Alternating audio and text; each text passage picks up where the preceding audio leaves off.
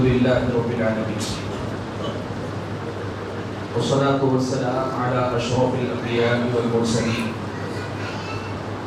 وعلى آله وأصحابه أجمعين ومن تبعهم بإحسان إلى يوم الدين.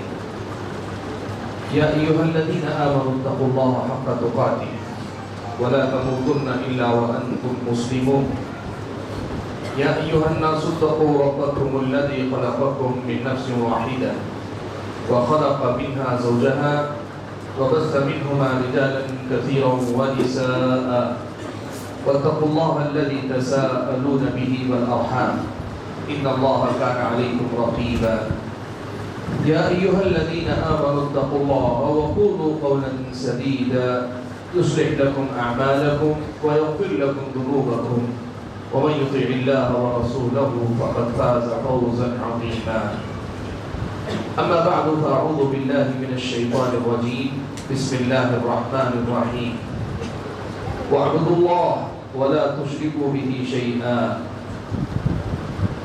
محترم صدر اجلاس، اسٹیج پر اور سامعین میں بیٹھے ہوئے علماء کرام، بزرگوں، نوجوان بھائیوں اور پردہ نشین خواتین اسلام، اللہ رب الجلال ہم سب کی تعریف اور ہم سب کی حمد و ثنا کا مستحق رب ہے، معبود برحق ہے،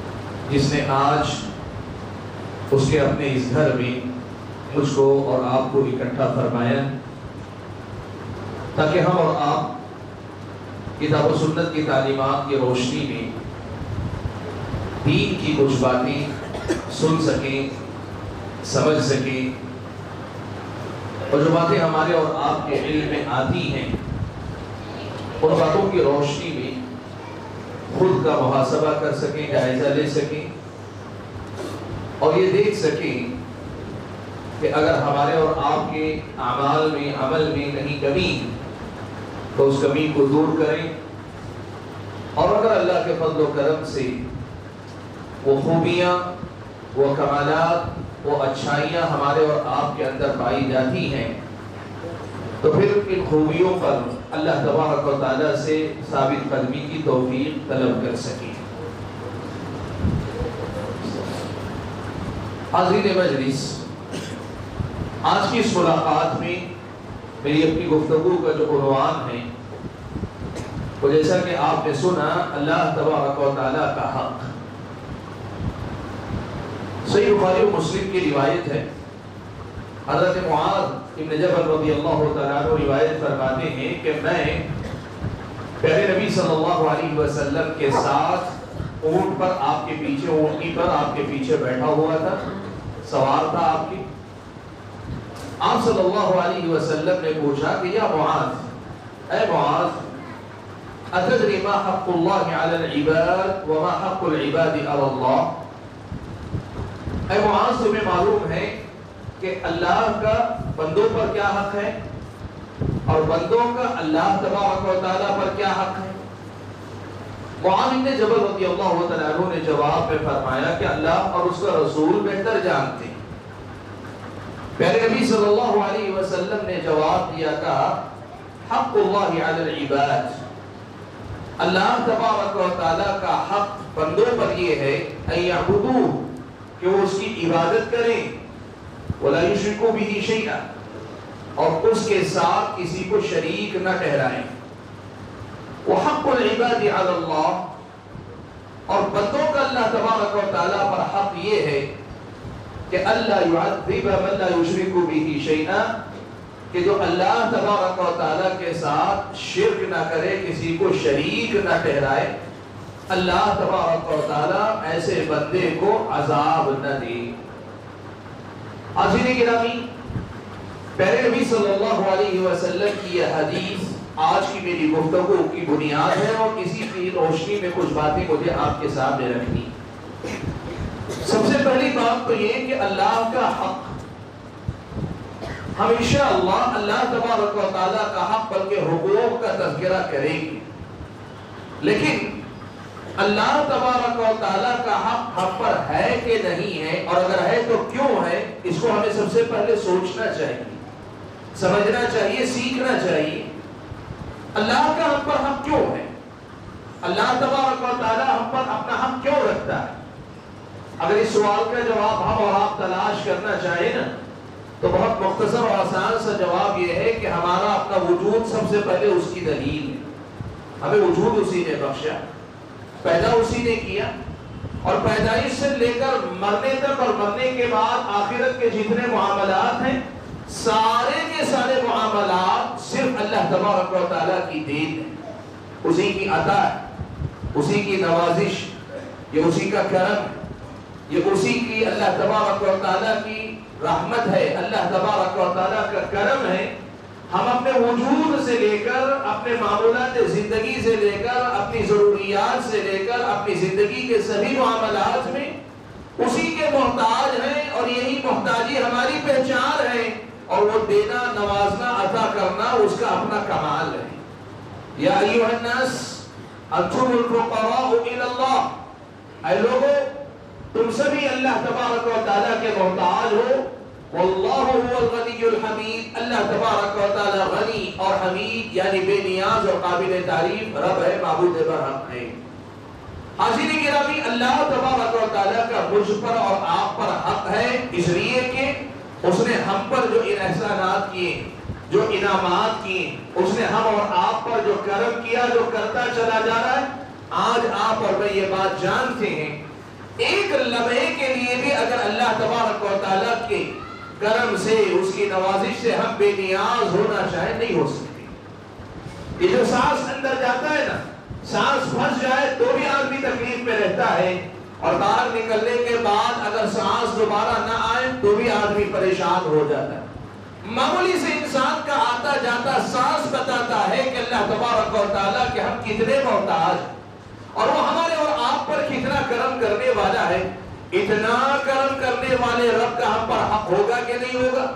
کوئی بھی انسان سوچے تو بات سمجھ میں آتی ہے۔ اسی حدیث میں دوسری بات کہی گئی کہ وَمَا حَقُّ الْعِبَادِ عَلَى اللَّهِ، اللہ کا حق کیا ہے میں بتاؤں گا ابھی۔ دوسری بات کہی گئی کہ وَمَا حَقُّ الْعِبَادِ عَلَى اللَّهِ، اللہ تبارک و تعالیٰ پر بندوں کا کیا حق ہے۔ آپ یہ بات یاد رکھیں، اہل سنت والجماعت کا، محدثین کرام کا، اہل حدیثوں کا، ہم اور آپ کا ایمان اور عقیدہ یہ ہے کہ بندہ چاہے جتنی عبادت کر لے، جتنا نیک ہو جائے، چاہے جتنا آگے بڑھ جائے، دنیا کا سب سے متقی انسان ہو بھی جائے، تو سارے تقوی و طہارت کے باوجود، ساری نیکیوں کے باوجود، سارے اعمال کے باوجود اس مقام پہ نہیں پہنچتا کہ جہاں وہ یہ کہہ سکے اللہ پر میرا کوئی حق بنتا ہے۔ کیوں نہیں ہو سکتا؟ اس کی وجہ اہل علم نے لکھی ہے، اور ایک روایت کی روشنی میں لکھی ہے کہ اللہ تبارک و تعالیٰ نے بندے کو پیش کی، اتنا دے دیا ہے، اتنا نواز دیا ہے، ساری زندگی اپنی اللہ کی عبادت پہ لگا بھی دے تو جو اللہ نے پہلے ہی دے دیا ہے، اسی دنیا کے اندر دے دیا ہے، اس کا ہی حق صحیح سے ادا نہیں ہو پائے گا، تو پھر کس بنیاد پہ اللہ پہ اپنا حق جتلائے گا؟ بندہ چاہے جتنا نیک ہو جائے، چاہے جتنا بندہ اللہ تعالیٰ کے سامنے تقوی و طہارت کے معیار پہ اعلیٰ سے اعلیٰ مقام پہ پہنچ جائے، لیکن اپنے سارے اعمال کے باوجود بندہ جس مقام پہ پہنچتا ہے وہ مقام اللہ تبارک و تعالیٰ کے حق کی ادائیگی ہی کا ہے، ورنہ اتنا تو بندہ نہیں بن پاتا کہ وہ اللہ پر حق رکھنے والا بن جائے۔ پیارے نبی صلی اللہ علیہ وسلم نے یہی بات اس حدیث میں بیان فرمائی جہاں آپ نے فرمایا، صحابہ سے مخاطب ہو کے آپ نے فرمایا وَعْلَمُوا أَنَّهُ مَن يُدْخِلَ أَحَدَكُمْ عَمَلُهُ الْجَنَّةَ، لوگوں یہ بات جان لو، تم میں سے کسی کو اس کا عمل جنت میں داخل نہیں کرے گا، کسی کو اس کا عمل جنت میں داخل نہیں کرے گا۔ صحابہ نے اللہ کے نبی سے پوچھا وَلَا أَنْتَ يَا رَسُولَ اللَّهِ، اے اللہ کے رسول کیا آپ کا معاملہ بھی یہی، آپ بھی اپنے عمل کے بل بوتے جنت میں نہیں جائیں گے، آپ کا عمل آپ کو جنت میں لے کے نہیں جائے گا؟ اللہ کے نبی نے فرمایا وَلَا أَنَا، کہا میں بھی نہیں، إِلَّا أَن يَتَغَمَّدَنِي اللَّهُ بِرَحْمَةٍ مِّنْهُ، اللہ تبارک و تعالیٰ کی رحمت میرے شامل حال ہو، اللہ مجھ پر اپنی رحمت نچھاور کرے تو اللہ کے رحم و کرم سے، اور دوسری روایت میں برحمت من اللہ و فضل، اللہ تعالیٰ کا فضل شامل حال ہو، اللہ اپنا فضل فرمائے، کرم فرمائے تو میں جنت میں جا پاؤں۔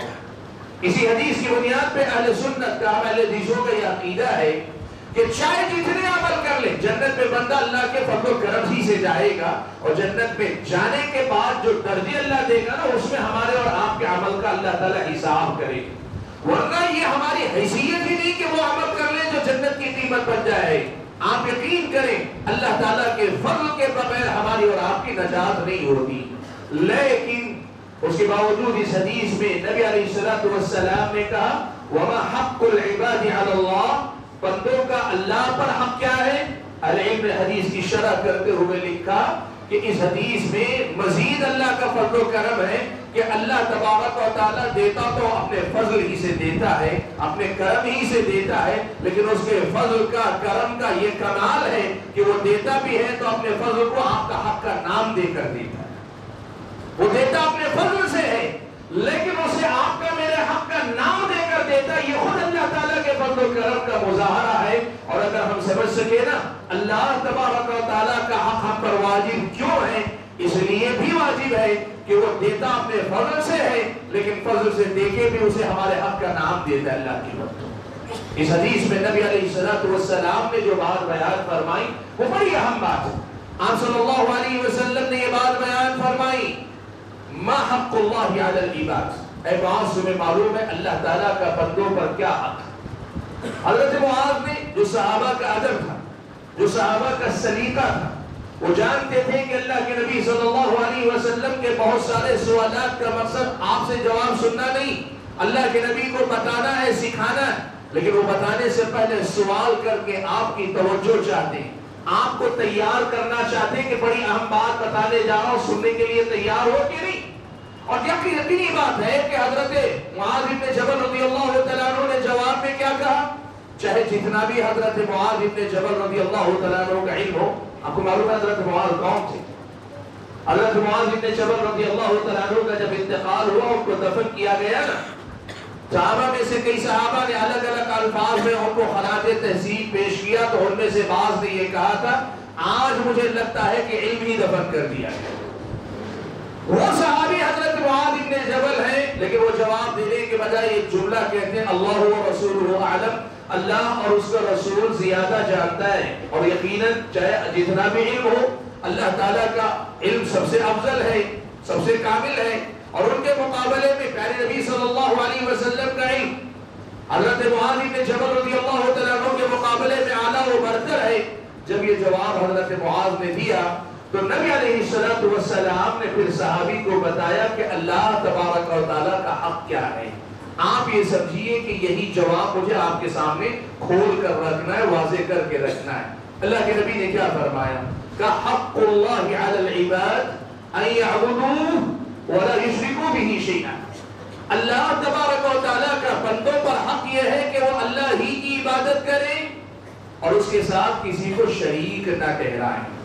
حاضرین گرامی، ہمارے اور آپ کے معاشرے میں بالخصوص جو ہمارا اپنا حلقہ، ہماری اپنی جو مساجد ہیں، ہمارے اپنے جو وعظ و نصیحت کی مجلسیں ہیں، عام طور پر اس میں آپ اس کے ایک پہلو پہ بات بہت زیادہ سنتے ہیں۔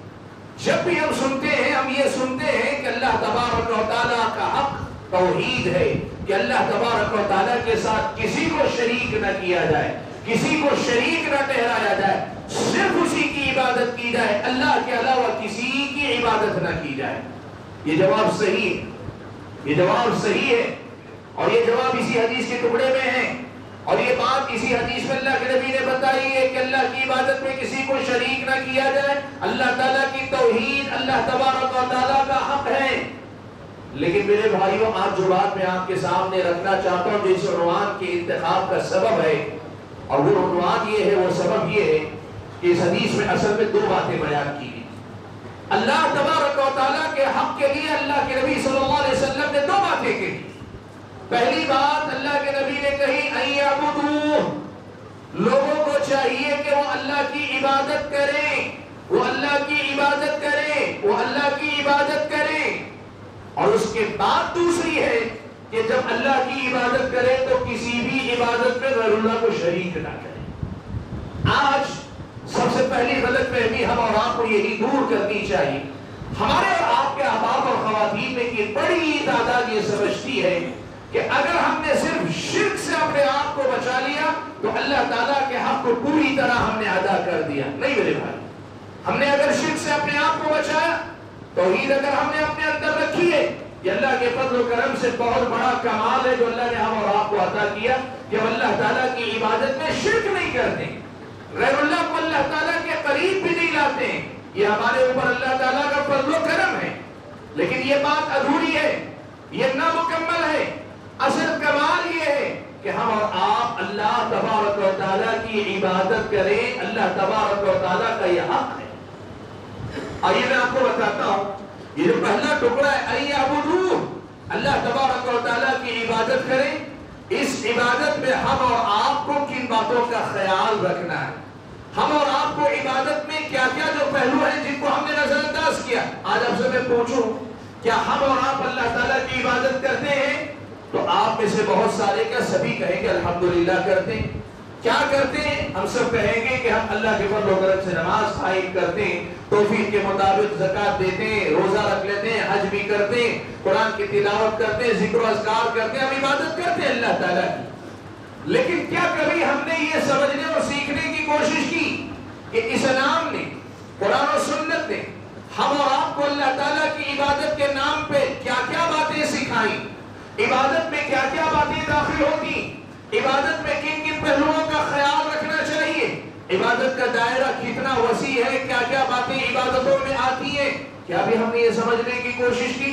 آپ اگر دیکھیں تو پتا چلے گا کہ آج بھی ہمیں ایک اچھی خاصی تعداد ایسی ہے جن کو ابھی تک یہ اندازہ نہیں کہ عبادت میں اور کئی پہلو ہماری زندگی میں چھوٹے ہوئے.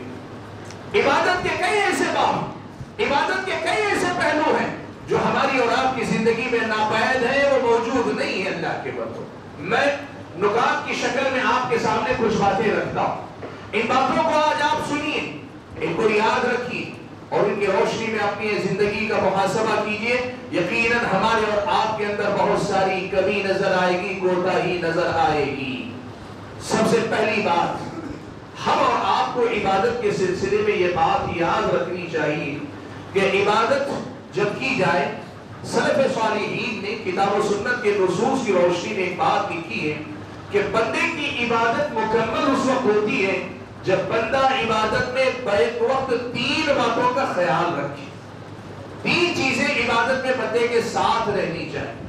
ہر عبادت کا اپنا طریقہ ہے، نماز کا اپنا طریقہ، روزے کا اپنا طریقہ، زکوٰۃ کا اپنا طریقہ، ذکر و اذکار کا اپنا طریقہ، قرآن کی تلاوت کا اپنا طریقہ. اس کی بات نہیں، ہر عبادت میں 3 باتیں ایسی ہیں جن کا بندے کو خیال رکھنا چاہیے. سب سے پہلی چیز ہے اللہ تعالیٰ کی محبت.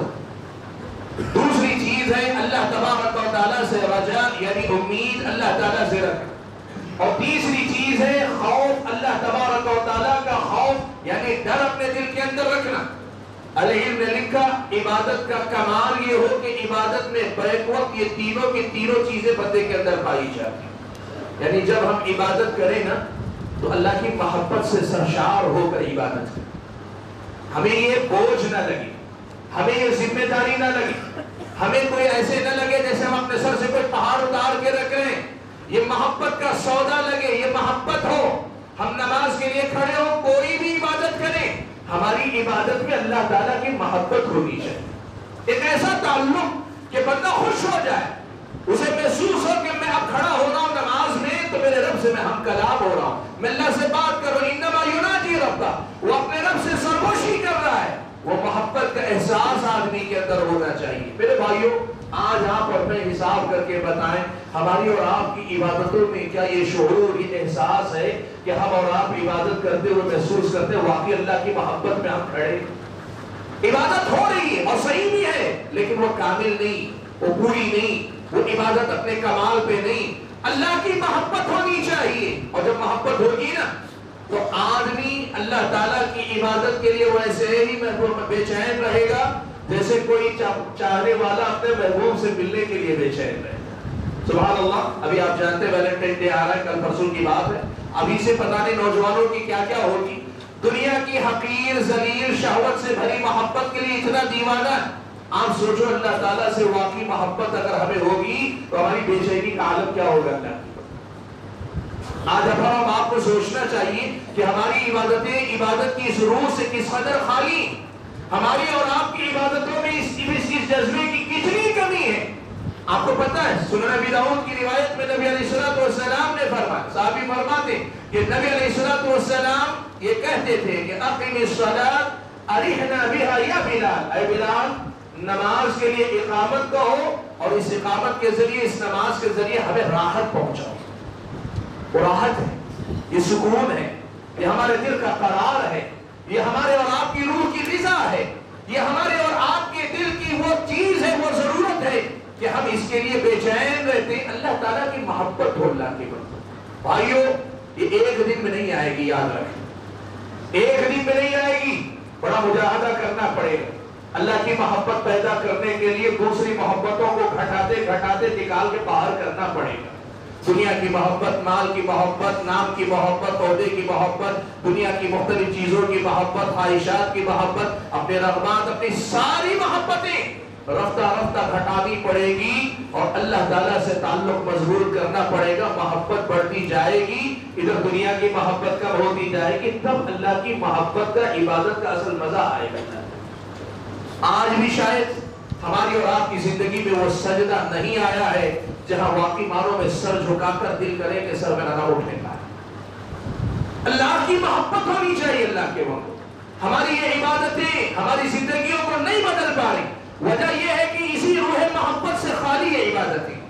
ہمیں اللہ تعالیٰ کی محبت میں عبادت کرنی چاہیے. وہ کیفیت اصل میں ہمیں لانے کے لیے محنت کرنی چاہیے. اور یہ مجاہدہ، یہ ایک جہاد ہے جو ہمیں اپنے نفس سے کرنا ہے. اللہ کی محبت میں عبادت کرنے کا سلیقہ آنا چاہیے.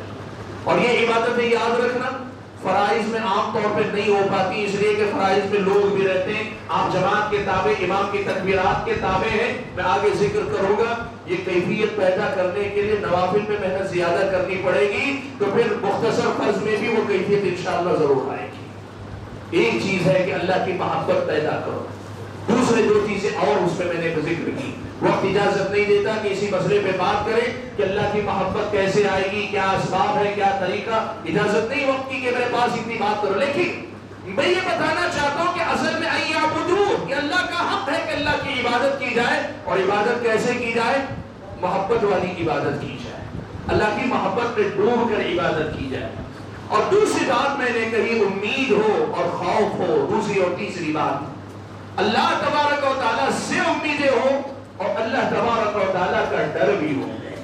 بھائیو ایک بات یاد رکھو، دنیا میں عام طور پر ایک مسئلہ دنیا کا ایسا ہے، انسان جس سے محبت کرتا ہے نا، تھوڑی بہت اس کے مقابلے سامنے سرکشی بھی آ جاتی. وہ محبت میں، لاڑ میں، پیار میں ذرا بے قابو ہو جاتا ہے. دنیا کی ہر محبت ایسی ہو سکتی ہے. یہ اللہ تعالیٰ کی محبت ہے کہ جتنی محبت بڑھتی ہے اتنا ہی اس کے دل میں خوف بھی پیدا ہوتا ہے. جتنا وہ اللہ سے محبت کرتا ہے اللہ سے اتنا ہی ڈرتا بھی. اور اللہ سے جتنا ڈرتا ہے نا اتنا ہی زیادہ اللہ ہی سے امید بھی رکھتا ہے. سبحان اللہ. عام طور پہ انسان کیا کرتا ہے، اس سے ڈرتا ہے تو اس کے پاس پناہ لیتا ہے، اس سے ڈرتا ہے تو اس کے پاس پناہ لیتا ہے. اللہ کے نبی نے دعاؤں میں جو کلمات ہم اور آپ کو سکھائے نا، ان میں ایک ادب یہ بھی سکھایا کہ اے میرے رب میں تجھ سے ڈرتا ہوں تو تیری ہی پناہ میں آتا ہوں. میں ڈرتا تجھی سے ہوں اور پناہ بھی میں تیرے ہی پاس لیتا ہوں. لا منجا منک الا الیک. نجات پانے کے لیے تجھ سے میں تیری ہی طرف آتا ہوں. اللہم انا نعوذ برضاک من سخطک. اور اس دعا کے کلمات میں کہ وبمعافاتک من عقوبتک وبک منک. میں تیری پناہ میں، تجھی سے بچنے کے لیے تیری ہی پناہ میں آتا ہوں. میرے بھائیوں یہ جو کیفیت ہے نا کہ اللہ سے ڈرتے بھی ہیں، اللہ سے امید لگاتے بھی ہیں، یہ دونوں کیفیتیں ساتھ میں چلتی ہیں نا تو پھر نماز میں دل ایسے لگتا ہے، قرآن کی تلاوت میں ایسی لذت ملتی ہے، سجدے میں وہ مزہ آتا ہے، روزے میں وہ لذت محسوس ہوتی ہے، مال اللہ کی راہ میں لوٹاتے ہوئے وہ سکون ملتا ہے، وہ اطمینان ملتا ہے. ہم نے ابھی تک ان سب کیفیتوں کا تجربہ کیا ہی نہیں اللہ کی. میں آپ کے سامنے جو پہلی بات آپ کے سامنے رکھنا چاہتا ہوں وہ یہی کہ اپنی عبادتوں کو واقعی معنوں میں ایسی روحانیت سے بھری ہوئی عبادتیں بنائی. اللہ کا حق ہے اللہ کے نام. تینوں چیزیں ہونی چاہیے. اللہ کی محبت بھی ہو، رجا بھی ہو، خوف بھی ہو، یعنی اللہ کا سے محبت بھی ہو، اللہ ہی سے امید بھی ہو، اللہ ہی کا ڈر بھی ہو، اور بیک وقت تینوں کی تینوں کیفیتیں ہوں. علامہ ابن قیم رحمۃ اللہ علیہ نے لکھا ہے کہ یہ تینوں جذبات کیسے پتہ ہے. کہتے ہیں کہ یہ تینوں کی مثال ایک پرندے کی ہے. کہ پرندے کے ایک سر ہے اور پرندے کے دو پر ہیں. پرندہ جب پرواز کرتا ہے، جب وہ اڑتا ہے، دو پر برابر حرکت کرتے رہے تو اس کی اڑان معتدل رہتی ہے، وہ اڑتا چلا جاتا ہے اور سر جس طرف گھومتا ہے رخ اس طرف بدلنے لگتا ہے. کہا محبت، خوف اور رجا کی کیفیت یہی ہے کہ محبت سر کا کام کرتی ہے کہ یہ ہماری اور آپ کی عبادتوں کا رخ متعین کرتی ہے، اور خوف و رجا وہ بیلنس بناتی ہے، وہ اعتدال پیدا کرتی ہے جس سے ہماری عبادت کی یہ اڑان اپنا سفر جاری رکھے ہوئے ہوتی ہے. میرے بھائیوں، پہلی بات اعبدوا، اللہ کی عبادت کرو. عبادت میں پہلی بات ہم اور آپ کو یہ کرنی چاہیے، محبت بھی ہو، خوف بھی ہو، رجا یعنی امید بھی ہو، یہ تینوں چیزیں ہماری اور آپ کی عبادتوں میں ہونی چاہیے. اس کا خیال ہم اور آپ رکھیں. دوسری بات جس کا خیال مجھ کو اور آپ کو رکھنا چاہیے وہ کیا ہے؟ وہ بات یہ ہے کہ دیکھو عبادت کی کئی قسمیں ہیں. اللہ کے بندوں، ہمیں کئی قسم کی عبادتیں معلوم ہیں، لیکن ہم اور آپ کی زندگی میں دیکھیں، ہم ان میں سے صرف بعض قسم کی عبادتیں کرتے ہیں، بعض قسم کی عبادتوں کی جگہ ہماری زندگی میں نہیں. میں آپ کو مختصراً بتا دیتا ہوں. عبادتوں میں سب سے پہلے نمبر پر میں قلبی عبادتوں کا ذکر کروں گا. دل کی عبادتیں ہیں، یعنی دل سے ہونے والے اعمال ہیں. دل سے ہونے والے اعمال کیا ہیں؟ یہ وہ نہیں جو سلسلے والے کہتے ہیں دل کی نماز پڑھنا ہے، دل کا روزہ رکھنا، یہ اس کا تذکرہ نہیں ہو رہا ہے. کچھ عبادتیں ہیں جو انسان اپنے قلب سے، اپنے دل سے انجام دیتا ہے. وہ کیا عبادتیں؟ یہی محبت اللہ تعالیٰ کی عبادت، یعنی کسی مخصوص عبادت سے باہر بھی اللہ تعالیٰ کی محبت کو اپنے دل میں بسائے رکھے. اللہ تعالیٰ کا خوف، اللہ تعالیٰ کی خشیت، اللہ تعالیٰ کی طرف انابت یعنی اللہ کی طرف لوٹنے پلٹنے کی کیفیت اپنے دل میں ہمیشہ زندگی میں زندہ رکھے رہنا. ہمیشہ اللہ تبارک و تعالیٰ کے بارے میں سوچتے رہنا، اللہ تعالیٰ کی یاد کرتے رہنا. یہ جو چیزیں، یہ دل کی بہت ساری عبادتیں. اعمال القلوب، قلبی اعمال کی ایک لمبی فہرست ہے. ہماری اور آپ کی زندگی میں عبادتوں کی ایک قسم قلبی عبادتوں کی. دوسری عبادت قولی عبادتیں، جن کو ہم اپنی زبان سے ادا کرتے ہیں. اور زبان سے کیا ادا کرتے ہیں؟ ابتداء کلمہ لا الہ الا اللہ کا اقرار ہے، اور وہاں سے سلسلہ شروع ہوتا ہے تو ہم قرآن کی تلاوت کرتے ہیں، اللہ تعالیٰ کے حمد و ثنا بیان کرتے ہیں، ہم اللہ کے نبی صلی اللہ علیہ وسلم پہ درود بھیجتے ہیں جو نبی کا حق ہے اور اللہ کی عبادت ہے. اللہ کے نبی پہ درود بھیجتے ہیں اور اس کے ساتھ ساتھ مختلف دعاؤں کا اہتمام کرتے ہیں، اور ہم اور آپ علم سکھاتے ہیں، علم سیکھتے ہیں. قولی عبادتیں، قولی عبادتوں کی ایک لمبی فہرست. اس کے بعد تیسرے نمبر پہ آتے ہیں فعلی عبادتیں، یعنی ہم اور آپ اپنے اعضاء و جوارح سے جو عام عبادتیں کرتے ہیں وہ عبادتیں. کچھ عبادتیں وہ جن میں ہمارا اور آپ کا، اور فعلی عبادتیں بھی پھر دو قسموں میں اہل علم نے بانٹی کہا. کچھ عبادتیں وہ ہیں جو خالص بدنی عبادتیں، کچھ عبادتیں وہ جو خالص بدنی عبادتیں یعنی جسمانی عبادتیں، اور کچھ عبادتیں وہ ہیں جو مالی عبادتیں. بدنی عبادتیں کیا ہے؟ کہاں نماز بدنی عبادت ہے، روزہ بدنی جسمانی عبادت ہے، اور اس کے مقابلے میں زکوٰۃ دینا، صدقہ و خیرات کرنا یہ مالی عبادت. اور کچھ عبادتیں ایسی ہیں جو بدنی، مالی اور بدنی دونوں یعنی جسمانی اور مالی دونوں قسم کی، جیسے حج بیت اللہ، اس میں آپ کا پیسہ بھی لگتا ہے، آپ کا جسم بھی لگتا ہے. ہماری زندگی میں یہ ہونا چاہیے کہ ہم فعلی عبادتوں میں جسمانی عبادتوں کا بھی اہتمام کریں اور ہم اپنی زندگی کے اندر مالی عبادتوں کا بھی اہتمام کریں. معاف کریں، ہماری اور آپ کی زندگی کی سچائی کیا ہے معلوم آپ کو؟ ہم عبادت کرتے ہیں لیکن عبادتوں کے سلسلے میں دیکھیے دو باتوں کو یاد رکھیے. اللہ کے نبی صلی اللہ علیہ وسلم کے صحابہ ایسے تھے کہ ان میں سے کچھ صحابہ نفل روزوں میں زیادہ دلچسپی رکھتے تھے، کچھ صحابہ کا قرآن سے شغف زیادہ تھا، کچھ صحابہ نفل نمازوں کا اہتمام کرتے تھے، الگ الگ عبادتوں میں شوق ہوتا. لیکن میرے بھائیوں جو بات یاد رکھنی چاہیے، یقیناً ہم ان میں سے کچھ عبادتوں کا زیادہ اہتمام کر پاتے ہوں گے، کچھ عبادتوں کا کم کر پاتے ہوں گے، لیکن جو پیغام مجھے دینا ہے وہ یہ کہ یہ جو عبادتوں کی الگ الگ قسمیں ہیں نا، ہر قسم کی عبادت ہماری اور آپ کی زندگی میں ہونی چاہیے، ہر قسم کی عبادت ہونی چاہیے. ہم قلبی عبادتیں بھی کریں، قولی عبادتیں بھی کریں، فعلی عبادتوں میں سے جسمانی عبادتیں بھی کریں، مالی عبادتیں بھی کریں. اور یاد رکھیں ان سب کے کرنے کے لیے اصل میں وہی عبادت کا شوق ہونا چاہیے. آدمی کے اندر یہ طرف ہونی چاہیے میں اپنے رب کی ہر طرح سے عبادت کروں گا، اس لیے کہ اس کی نعمتوں بھی ہر قسم کی مجھ پر ہے. اس نے مال بھی دیا، اس نے زبان بھی دی، اس نے مجھے وہ دھڑکتا دل بھی دیا، وہ میرے اور آپ کے جسم کو صحیح سالم رکھے ہوئے اس نے سب دیا ہے. سب طرح سے میں اس کی عبادت کروں گا. یہ ہماری اور آپ کی زندگی کے اندر ہونا چاہیے. ہر قسم کی عبادت کریں. ہو سکتا ہے اللہ نے کسی کو مال زیادہ، وہ مالی عبادت زیادہ کرتا ہوگا. کسی کو اللہ تعالیٰ نے جسم زیادہ صحیح سالم دیا، وہ روزے زیادہ رکھتا ہوگا، قیام زیادہ کرتا ہوگا. لیکن ایسا نہیں ہونا چاہیے کہ کچھ عبادتیں جو کرے، کچھ عبادتیں زندگی میں کبھی نہ کرے. ایسی غلطی ہم اور آپ کو نہیں کرنی چاہیے. ہر طرح کی عبادت ہم اور آپ کو کرنے کی کوشش کرنی چاہیے. میرے بھائیوں، عبادت اللہ تعالیٰ کی اللہ کا حق ہے، لیکن اس عبادت کو انجام دینے کے سلسلے میں ایک اور مسئلہ بھی ہم اور آپ یاد رکھیں. اللہ کی جو عبادتیں ہیں نا، ان میں سے کچھ عبادتوں کو اللہ تعالیٰ نے فرض قرار دیا ہے اور بہت ساری عبادتوں کو اللہ تعالیٰ نے مستحب قرار دیا، سنت اور مستحب کے درجے میں.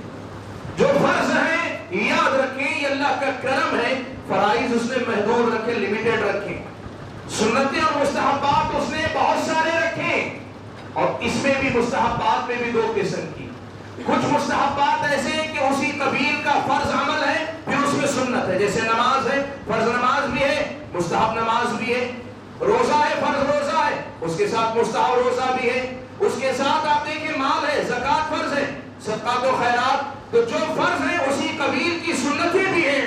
اور وہی اللہ تعالیٰ نے بہت سارے اعمال سرے سے فرض نہیں کیے، ان کو اللہ تعالیٰ نے عام طور پہ مستحب قرار دیا ہوا ہے. ہماری کوشش کیا ہونی چاہیے؟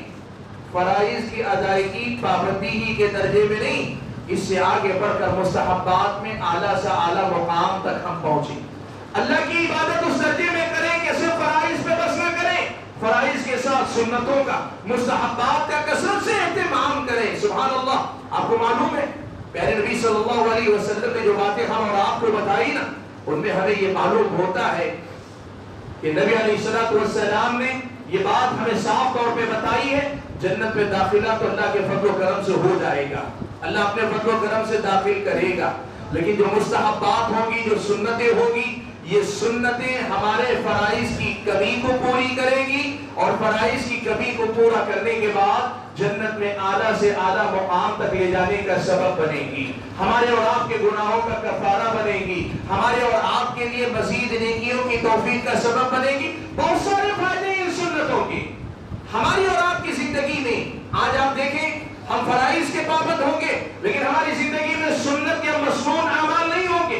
خاص طور پہ وہ مسنون اعمال جس کی جنس اللہ نے فرض نہیں کی ہے نا، ان میں ہم اور آپ بڑے کوتاہ نظر آتے ہیں.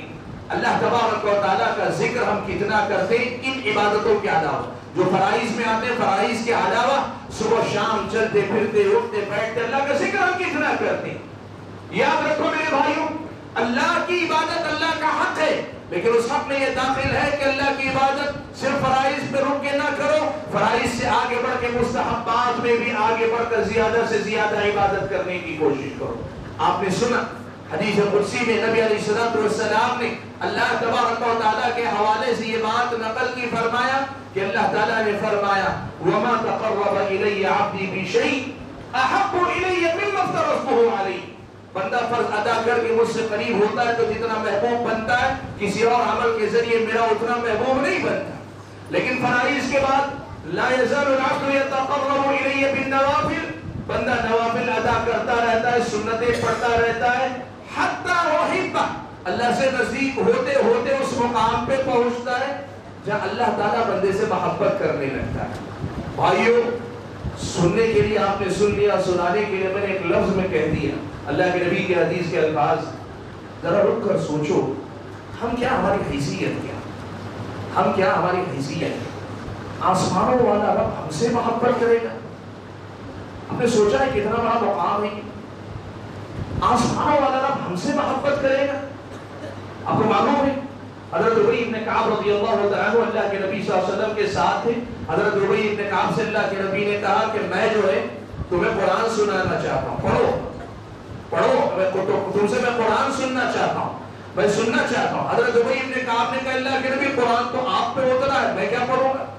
قرآن آپ پہ اترا، آپ سے ہم سنتے ہیں نا، اب میں پڑھوں آپ سنیں گے؟ اللہ کے نبی سے حضرت ابی ابن کعب نے کہا، اللہ کے نبی نے کہا اللہ نے مجھے حکم دیا ہے کہ میں اپنے علاوہ دوسرے سے قرآن سنوں. اب یہ بات وہی رہے گی. ابی ابن کعب کا شوق دیکھو، کہتے ہیں اللہ سنانی، اللہ سنانی لک. اللہ کے نبی کہ اللہ نے میرا نام لے کر کہا کہ آپ مجھ سے سنیں. اللہ کے نبی اللہ نے میرا نام لے کر کہا کہ مجھ سے سنیں. بے اختیار حضرت ابی ابن کعب رونے لگے. آئیو ہم بسا اوقات کچھ عبادتوں کچھ الفاظ بس سے بڑی تیزی سے نکل جاتے ہیں، نکلنا نہیں چاہیے، رک جانا چاہیے، ہماری زندگی رک جانی چاہیے. اس وقت ہمیں سوچنا چاہیے کہ ہم کتنے خوش قسمت ہوں گے اگر آسمان والا مجھ سے اور آپ سے محبت کرے. ہم کیا، ہماری حیثیت کیا، ہماری بساط کیا، ہماری حقیقت ہم جانتے ہیں. دنیا چاہے ہمیں بہت کچھ سمجھے، ہم اپنے اندر تو جانتے ہیں نا اپنے آپ کو، ہم کون ہیں، ہم کیا ہیں. اور اتنے گئے گزرے ہونے کے بعد بھی آسمان والا ہم سے محبت کرے، اس سے بڑا مقام دنیا میں کیا ہے اللہ کے بندو؟ اس سے بڑا مقام کیا ہے؟ اور یہ مقام ملے گا کہاں سے؟ فرائض سے آگے بڑھ کے سنتوں کی پابندی کا. وَلَا يَزَالُ الْعَبْدُ يَتَقَرَّبُ إِلَيَّ بِالنَّوَافِلِ حَتَّى أُحِبَّهُ، یہاں تک کہ میں اس سے محبت کرنے لگوں گا. اور پھر آگے اللہ نے فرمایا فَإِذَا أَحْبَبْتُهُ، اور جب میں اس سے محبت کرنے لگتا ہوں نا كُنْتُ سَمْعَهُ الَّذِي يَسْمَعُ بِهِ. اللہ کے نبی صلی اللہ علیہ وسلم نے فرمایا کہ اللہ نے فرمایا پھر میں اس کی سماعت ہو جاتا ہوں جس سے وہ سنتا ہے، میں اس کی بصارت ہو جاتا ہوں جس سے وہ دیکھتا ہے، میں اس کا ہاتھ ہو جاتا ہوں جس سے وہ پکڑتا ہے، میں اس کا پیر ہو جاتا ہوں جس سے وہ چل کر جاتا ہے. حاضرین گرامی، اس حدیث کی شرح میں اہل علم نے ایک بات لکھی، خالق اور مخلوق جدا تھے، جدا ہیں، جدا رہیں گے. اس کا مطلب یہ نہیں کہ واقعتاً اللہ بندوں کے اندر اتر آئے گا، بندے کے اندر حلول کر جائے گا، نہیں. یہ جو لوگ سمجھتے ہیں غلط سمجھتے ہیں. کہ اس کا مطلب یہ کہ اللہ تبارک و تعالیٰ بندے کو جب ایک مرتبہ اپنا محبوب بنا لے گا، اللہ تعالیٰ پھر اسے اس مقام پہ لے آئے گا، اس کی سماعت پھر وہی سنے گی جو اللہ کو پسند ہے. اللہ انتظام کر لے گا، آپ کو ضرورت نہیں پڑے گی، آپ اللہ کے محبوب بن جائیں.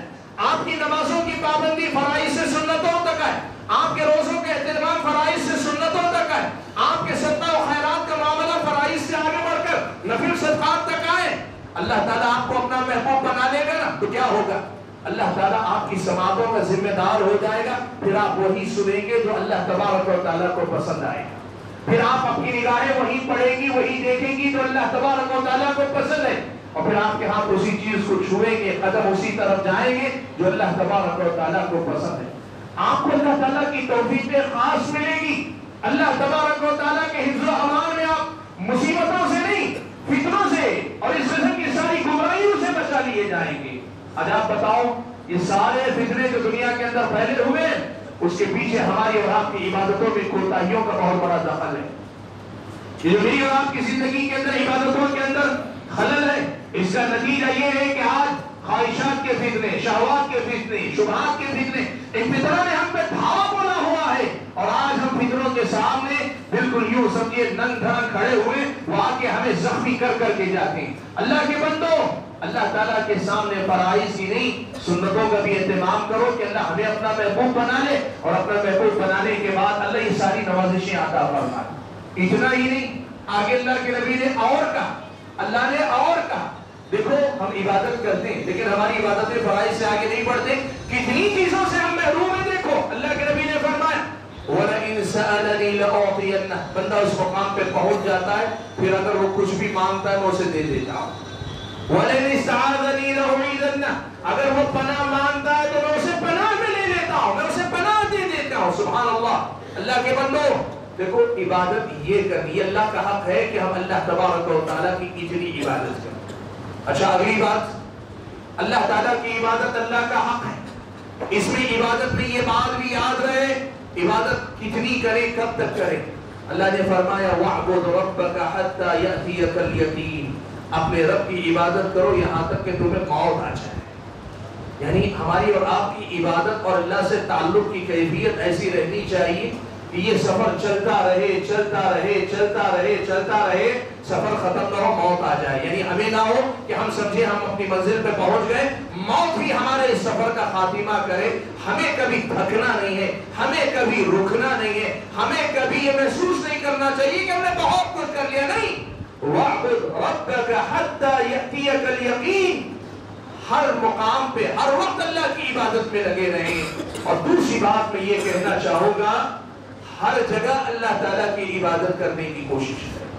یہ اللہ کا حق ہے کہ ہر جگہ آپ اللہ تعالیٰ کی عبادت کریں۔ آپ سوچتے ہوں گے ہر جگہ اللہ تعالیٰ کی عبادت کیسے ہو سکتی؟ میں اگلے نقطے میں آپ کو بتاؤں گا وہ بات، لیکن یہ بات یاد رکھیں ہر جگہ اللہ تعالیٰ کی آپ عبادت کر سکتے ہیں، اور آپ کو اور مجھ کو ہر جگہ عبادت کرنی چاہیے۔ پیارے نبی صلی اللہ علیہ وسلم نے اسی بات کو سمجھاتے ہوئے کہا اتق اللہ حیثما کنت، تم جہاں کہیں رہو اللہ کا تقوی اختیار۔ یہ اللہ کا تقوی اللہ کی عبادت ہے، اللہ کے بس جہاں کہیں رہو تقوی والی زندگی گزارو۔ میرے بھائیوں، میں نے کہا اس حدیث میں اللہ تعالیٰ نے جو حق بتا، اللہ کے نبی نے جو بتایا، حق اللہ ان یعبدوہ، حق اللہ علی العباد ان یعبدوہ، اللہ کا بندوں پر حق یہ ہے کہ وہ اللہ کی عبادت کریں۔ اس میں ایک اور پہلو بھی آپ کو بتایا، وہ پہلو کیا ہے؟ دیکھو بہت سارے معاملات ہیں جو بندے اور رب کے درمیان کے معاملات ہیں جن کا تذکرہ اب تک میں نے آپ کے سامنے کیا، لیکن ہماری اور آپ کی زندگی میں بہت سارے معاملات ایسے ہیں جن کو ہم بندے اور بندوں کا معاملہ سمجھتے ہیں، بندے اور مخلوقات کا معاملہ سمجھتے ہیں۔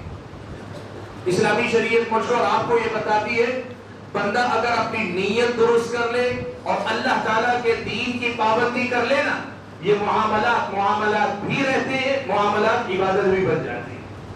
یہ معاملات بھی رہتے ہیں اور معاملات ہونے کے ساتھ یہ عبادت بھی بن جاتے ہیں۔ ایک آدمی اپنی بیوی کے ساتھ بہتر سلوک کرتا ہے، اچھی بات کرتا ہے، اس کی عزت نفس کا خیال رکھتا ہے، اس سے محبت کرتا ہے، حتیٰ کہ اس کی فطری ضرورت کو پورا کرتا ہے۔ یہ معاملہ ہے انسان کا انسان کے ساتھ، شوہر کا اپنی بیوی کے ساتھ۔ لیکن یہی معاملہ بندہ اللہ تعالیٰ کی عبادت بندگی کی نیت سے کہ میرے رب کا حکم ہے کہ میں اپنی بیوی کے ساتھ اچھا رہوں، اور اگر اس نیت کے ساتھ رہتا ہے یہ اس کا معاملہ بھی ہے، یہ اللہ تعالیٰ کی عبادت بھی۔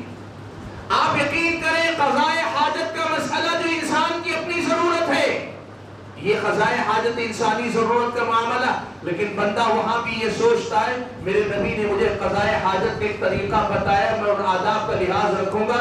آپ کا قضاء حاجت کرنا قضاء حاجت ہے، لیکن اس بات کا خیال رکھنا، ان آداب کا خیال رکھنا یہ اللہ کی عبادت ہے، اللہ کی۔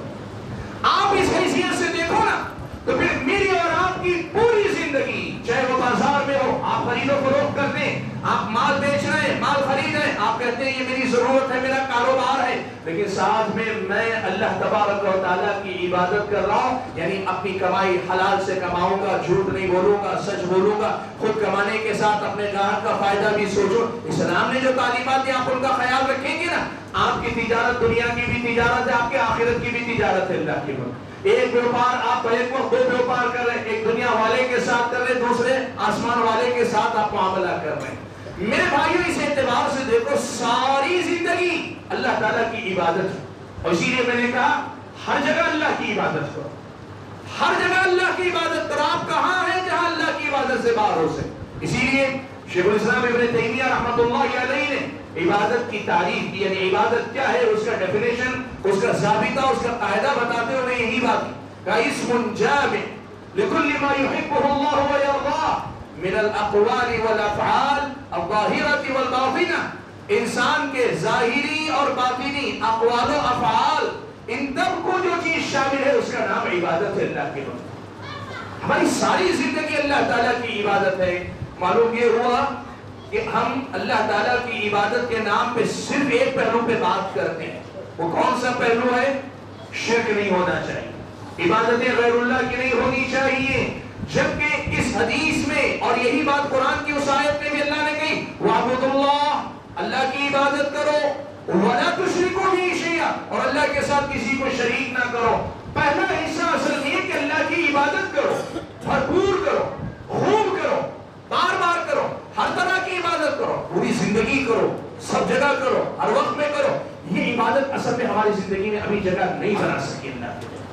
اسی لیے یاد رکھنا توحید بھی اپنے کمال پہ اس وقت پہنچتی ہے جب بندہ عبادتوں کو بھی اپنے ساتھ لے کر چلتا ہے، عبادتوں کو برائے نام دو چار عبادتیں منتخب کر لے، صرف فرائض پہ رک جائے اور یہ ساری عبادت کے میدانوں کو بھول جائے، اس آدمی کی توحید اپنے کمال کو نہیں پہنچتی، ابھی اس کے اندر عملاً اللہ کی عبادت کے ناحیے سے کمی ہے، کمزوری ہے۔ یہ بات بندے کو یاد رکھنی چاہیے۔ بھائیوں حدیث میں اللہ کے نبی نے جو بات کہی ان یعبدوا ولا یشرکوا بہ شیئا، اللہ کے ساتھ کسی کو شریک نہ ٹھہرانا۔ دوسری بات جو ہے اللہ تعالیٰ کے حق کے سلسلے میں کہی وہ یہ کہ اللہ کی عبادت میں کسی کو شریک نہ کریں۔ بھائیو میں اس پہلو پہ زیادہ نہیں بولوں گا، وجہ یہ ہے کہ اس پہلو پہ ہماری بات ہوتی رہتی، ہم توحید پر بات کرتے ہیں، لیکن صرف موضوع کو مکمل کرنے کے لیے دو باتیں سے رکھ دیتا ہوں۔ پہلی بات، اللہ تبارک و تعالیٰ کی عبادت میں شریک نہ ٹھہراؤ، کسی کو شرک نہ کرو۔ یہ دو درجوں میں ہو سکتا ہے۔ پہلا درجہ یہ کہ اس بندے میں اللہ ہی کی عبادت کرے لیکن اللہ کے ساتھ مخلص نہ رہے، اللہ ہی کی عبادت کر رہا ہے لیکن اس میں اخلاص باقی نہیں، نماز اللہ ہی کے لیے پڑھ رہا ہے لیکن اس میں پھر ریاکاری داخل کر رہا ہے، غیر اللہ کی عبادت کے لیے غیر اللہ کے سامنے نہیں جا رہا ہے، اللہ کے لیے کر رہا ہے لیکن اس میں مخلص نہیں ہے بندہ۔ اسلامی شریعت کی نظر میں یہ شرک اصغر ہے، یہ شرک اصغر ہے کہ بندہ اللہ کی لیے عبادت کرے لیکن خالص نہ رکھے اس کو، اس میں دوسری چیزیں داخل کر لے، شہرت، ناموری، دنیا داری، دنیاوی مقاصد، یہ ساری چیزیں داخل کر لے۔ اسلام آپ کو بتاتا ہے عبادت اللہ کے لیے خالص ہونی چاہیے، عبادت اللہ تعالیٰ کے لیے خالص ہونی چاہیے۔ اور خالص کیسے ہوتی ہے عبادت؟ قرآن مجید کی ایک آیت میں اللہ نے خلوص کی بڑی پیاری مثال دی اللہ کی بات، اس مثال سے ہم اپنی عبادتوں کو خالص کرنے کا سلیقہ سیکھ سکتے ہیں۔ اللہ نے فرمایا وَإِنَّ لَكُمْ فِي الْأَنْعَامِ لَعِبْرَةً نُسْقِيكُم مِّمَّا فِي بُطُونِهِ مِن بَيْنِ فَرْثٍ وَدَمٍ لَبَنًا خَالِصًا۔ اللہ نے کہا چوپایوں میں بھی تمہارے لیے بڑا عبرت کا سامان۔ عبرت کیا ہے؟ ہم اس کے پیٹ میں سے ہم تمہیں وہ چیز پلاتے ہیں، کس میں سے؟ مِن بَيْنِ فَرْثٍ وَدَمٍ، گوبر اور خون کے درمیان سے نکال کر خالص دودھ پلاتی۔ جانور کے پیٹ سے نکل کر آنے والا یہ دودھ، جانور سے ملنے والا یہ دودھ اتنا سفید ہوتا ہے کہ نہ اس میں گوبر کا رنگ ہوتا ہے، نہ خون کی کوئی آمیزش ہوتی ہے، اور نہ گوبر کی بدبو ہوتی ہے، نہ خون کی بو اس کے اندر آپ کو ملتی ہے۔ گوبر اور خون کے درمیان ہی سے نکال کر اللہ اسے لاتا ہے، لیکن اس سب کے باوجود اللہ تعالیٰ اسے ایک دم خالص آپ کو دیتا ہے۔ اس میں مثال ہے کہ زندگی میں جب اللہ کی عبادت کرو گے نا تو اللہ کی عبادت میں خلل پیدا کرنے کے بہت سارے اسباب ہوں گے، خون اور گوبر کی طرح ہماری زندگی میں بھی بہت کچھ آئے گا، لیکن جس طرح اللہ تعالیٰ وہاں سے خالص دودھ نکال کے پلاتا ہے، عبادت میں اللہ تعالیٰ کے ایسے ہی مخلص رہو، شرک اصغر سے اپنی عبادتوں کو ایسے ہی پاک کرو، یہ ہماری اور آپ کی ذمہ داری، اللہ کا حق ہے اللہ کی بات۔ آج آپ بتاؤ ایک تو عبادتیں کرتے کم ہیں اور کم عبادتوں میں بھی ہم مخلص کتنے، ہم اپنے آپ سے پوچھیں کسی اور کو بولنے کی ضرورت نہیں، ہماری عبادتوں میں اخلاص کتنا وہ ہم جانتے ہیں، کسی اور کو بولنے کی ضرورت نہیں۔ آپ بتاؤ کتنی محنت کرنے کی ضرورت ہے کہ ہماری عبادت اللہ کے لیے خالص ہو جائے، کتنی محنت ہمیں کرنے کی ضرورت ہے۔ اور دوسرا درجہ یہ ہے کہ عبادت میں ہم شرک اکبر سے بچیں، یعنی کسی بھی عبادت کو جو اللہ کا حق ہے غیر اللہ کے لیے انجام دینے سے بچیں، غیر اللہ سے مانگنا، غیر اللہ ہی سے امیدیں وابستہ کرنا، غیر اللہ سے ویسے ڈرنا جیسے اللہ تعالیٰ سے ڈرتے ہیں، غیر اللہ سے ویسی محبت کرنا جیسے اللہ سے محبت کرتے ہیں، یہ سب شرک کے وہ مظاہر ہیں جو اللہ تبارک و تعالیٰ کے سامنے بغاوت ہے۔ اور میرے بھائیوں دنیا کے اندر اس سے زیادہ بڑا گناہ کوئی نہیں، اور دنیا کے اندر اس سے بڑا ظلم کوئی نہیں بھائی۔ کیوں؟ دیکھو سب کچھ کرتا اللہ تعالیٰ ہے، اور ہمارا اور آپ کا معاملہ جو بھی انسان اس شرک میں مبتلا ہوتا ہے، شرک اکبر میں، اس کا معاملہ یہ ہے سارا معاملہ اللہ تعالیٰ ہی کرتا ہے۔ یہ بندہ اتنا جو ہے ظالم ہے کہ اسی کی ایک حقیر سے مخلوق کو لے جا کر اللہ کے برابر ٹھہراتا ہے۔ اب اس سے بڑی بغاوت کیا ہوگی؟ اس سے بڑی بغاوت کیا ہوگی کہ جو سب کچھ کرتا ہے اس رب کے ساتھ اسی کی مخلوقات میں سے ایک مخلوق کو لے جا کر اس کے برابر کا ٹھہرا دیتا ہے۔ اس سے بڑی بغاوت کیا ہوگی؟ پیارے نبی صلی اللہ علیہ وسلم نے بیان فرمایا، آپ صلی اللہ علیہ وسلم نے یہ کہا، صحیح مسلم کی روایت ہے، فرمایا آپ نے کہ ما احد اصبر علی الاذى يسمعه من اللہ، کوئی بھی جو تکلیف دہ بات سن کر صبر کرتا ہے نا، تکلیف دہ بات کو سن کر صبر کرنے والوں میں اللہ سے زیادہ صبر کرنے والا کوئی نہیں، اللہ سے زیادہ صبر کرنے والا کوئی نہیں۔ جو کسی بھی ناپسندیدہ بات کو سن کر صبر کرتا ہے نا، اللہ سے زیادہ صبر کرنے والا کوئی نہیں۔ کیوں؟ اللہ کے نبی نے آگے بیان فرمایا، کہا یجعلون لہ ندا، اللہ کے ساتھ شریک ٹھہراتے ہیں اور اس کے لیے اولاد ہونے کے دعوے دار کہ اللہ کے بھی بیٹے اس کے باوجود اللہ تعالیٰ ان کو معاف کرتا ہے اور ان کو رزق عطا کرتا ہے۔ اللہ سے زیادہ صبر کرنے والا کوئی نہیں کہ اللہ تبارک و تعالیٰ انسانوں کی اتنی بغاوتوں کے باوجود بھی ان کو کھلاتا ہے، پلاتا ہے، نوازتا ہے۔ اللہ کے بندو، اسی لیے اس گناہ کو سب سے بڑا گناہ قرار دیا۔ ان الشرک لظلم عظیم، شرک بہت بڑا ظلم ہے، شرک بہت بڑا گناہ ہے۔ اور اللہ نے فرمایا ان اللہ لا یغفر ان یشرک بہ، اللہ تعالیٰ اس بات کو معاف نہیں کرتا کہ اس کے ساتھ شرک کیا جائے۔ اسی لیے یاد رکھو بھائیو، یہ اللہ کا حق ہے کہ اللہ تعالیٰ کی توحید کی حفاظت کرو، صرف اسی کی عبادت کرو، غیر اللہ کو، چاہے وہ کوئی بھی ہو، وہ انبیاء علیہ السلام ہو، وہ پیارے نبی صلی اللہ علیہ وسلم، وہ اولیاء کرام ہو، یا اللہ تعالیٰ کے نیک فرشتے ہو، یا دنیا کی کوئی بھی مخلوق ہو، ان میں سے سب کے مقامات اپنی جگہ پہ سب سر تسلیم، مطلب سب مسلم ہیں، لیکن ان میں سے کوئی ایسے نہیں ہے کہ اللہ تبارک و تعالیٰ کے حقوق میں سے کوئی چھوٹی بات بھی ان میں سے کسی کے لیے کی جائے۔ اتنی سی بات ہے، یہ اللہ تعالیٰ کا حق ہے۔ اللہ کے بندو، اللہ کو اس کا حق دینے کی کوشش کرو۔ جس نے تمہیں پیدا کیا، جو تمہارے سارے معاملات کرتا ہے، کیا اس کا حق ادا نہیں کر پاؤ گی؟ حاضرین گرامی، مجھے زیادہ کچھ نہیں کہنا، یہی پیغام اصل میں دینا ہے کہ اللہ تبارک و تعالیٰ نے ہم اور آپ کو اپنے حق کے طور پہ کیا کرنے کا حکم دیا۔ یہ باتیں جو میں نے آپ کے سامنے رکھی، اللہ تعالیٰ کے حق کا تعارف ہے۔ جو حدیث میں نے آپ کے سامنے پڑھی، جس سے گفتگو کا آغاز کیا، اس حدیث میں ایک اور بات ہے، اس پہ میں اپنی بات ختم کر لوں۔ دیکھیں، یہ حدیث اللہ تعالیٰ کا حق بھی بتاتی ہے اور اللہ تبارک و تعالیٰ کے اس حق کا ثواب اور اس کا بدلہ بھی بتاتی ہے۔ اللہ تعالیٰ کا حق اگر کوئی بندہ کما حق کو ادا کر دینا، جو بندہ اللہ تعالیٰ کا حق ادا کر دے، جیسے میں نے ذکر کیا نا، یہ سارا اللہ کا حق ہے۔ کوئی بندہ اگر اس طرح اللہ تعالیٰ کا حق ادا کر دے گا نا، تو پھر اللہ تعالیٰ کی طرف سے یہ خوشخبری ہے، سن لو، اللہ یعذب من لا یشرک بہ شیئا، جو اللہ تعالیٰ کے ساتھ شرک نہ کرے، اللہ تعالیٰ اسے عذاب نہیں دے گا۔ اللہ کا حق ادا کرنے والے بن جاؤ، اللہ تعالیٰ کے فضل و کرم سے اللہ تعالیٰ آپ کو عذاب سے بچا لے گا، جہنم سے بچا لے گا، جہنم کی آگ سے بچا لے گا، اور جہنم کے طرح طرح کے عذاب سے اللہ تعالیٰ ہم اور آپ کو بچا لے گا۔ حاضرین گرامی، میں زیادہ کچھ نہیں کہنا چاہتا۔ آج کی اس مجلس میں نے جس بات کی کوشش کی وہ بس یہی کہ ہم اور آپ اللہ تعالیٰ کے بندے اور اللہ کی بندگی کرتے ہیں، اللہ کی عبادت کرتے ہیں، لیکن ہماری عبادتوں کا سفر ابھی ادھورا ہے۔ ابھی ہمیں اپنی عبادتوں کے سلسلے میں بہت کچھ کرنے کی ضرورت ہے۔ آج ہم یہ بات سیکھ رہے ہیں، ان باتوں کی اور تفصیلات ہو سکتی جو علم آپ کے سامنے رکھیں گے۔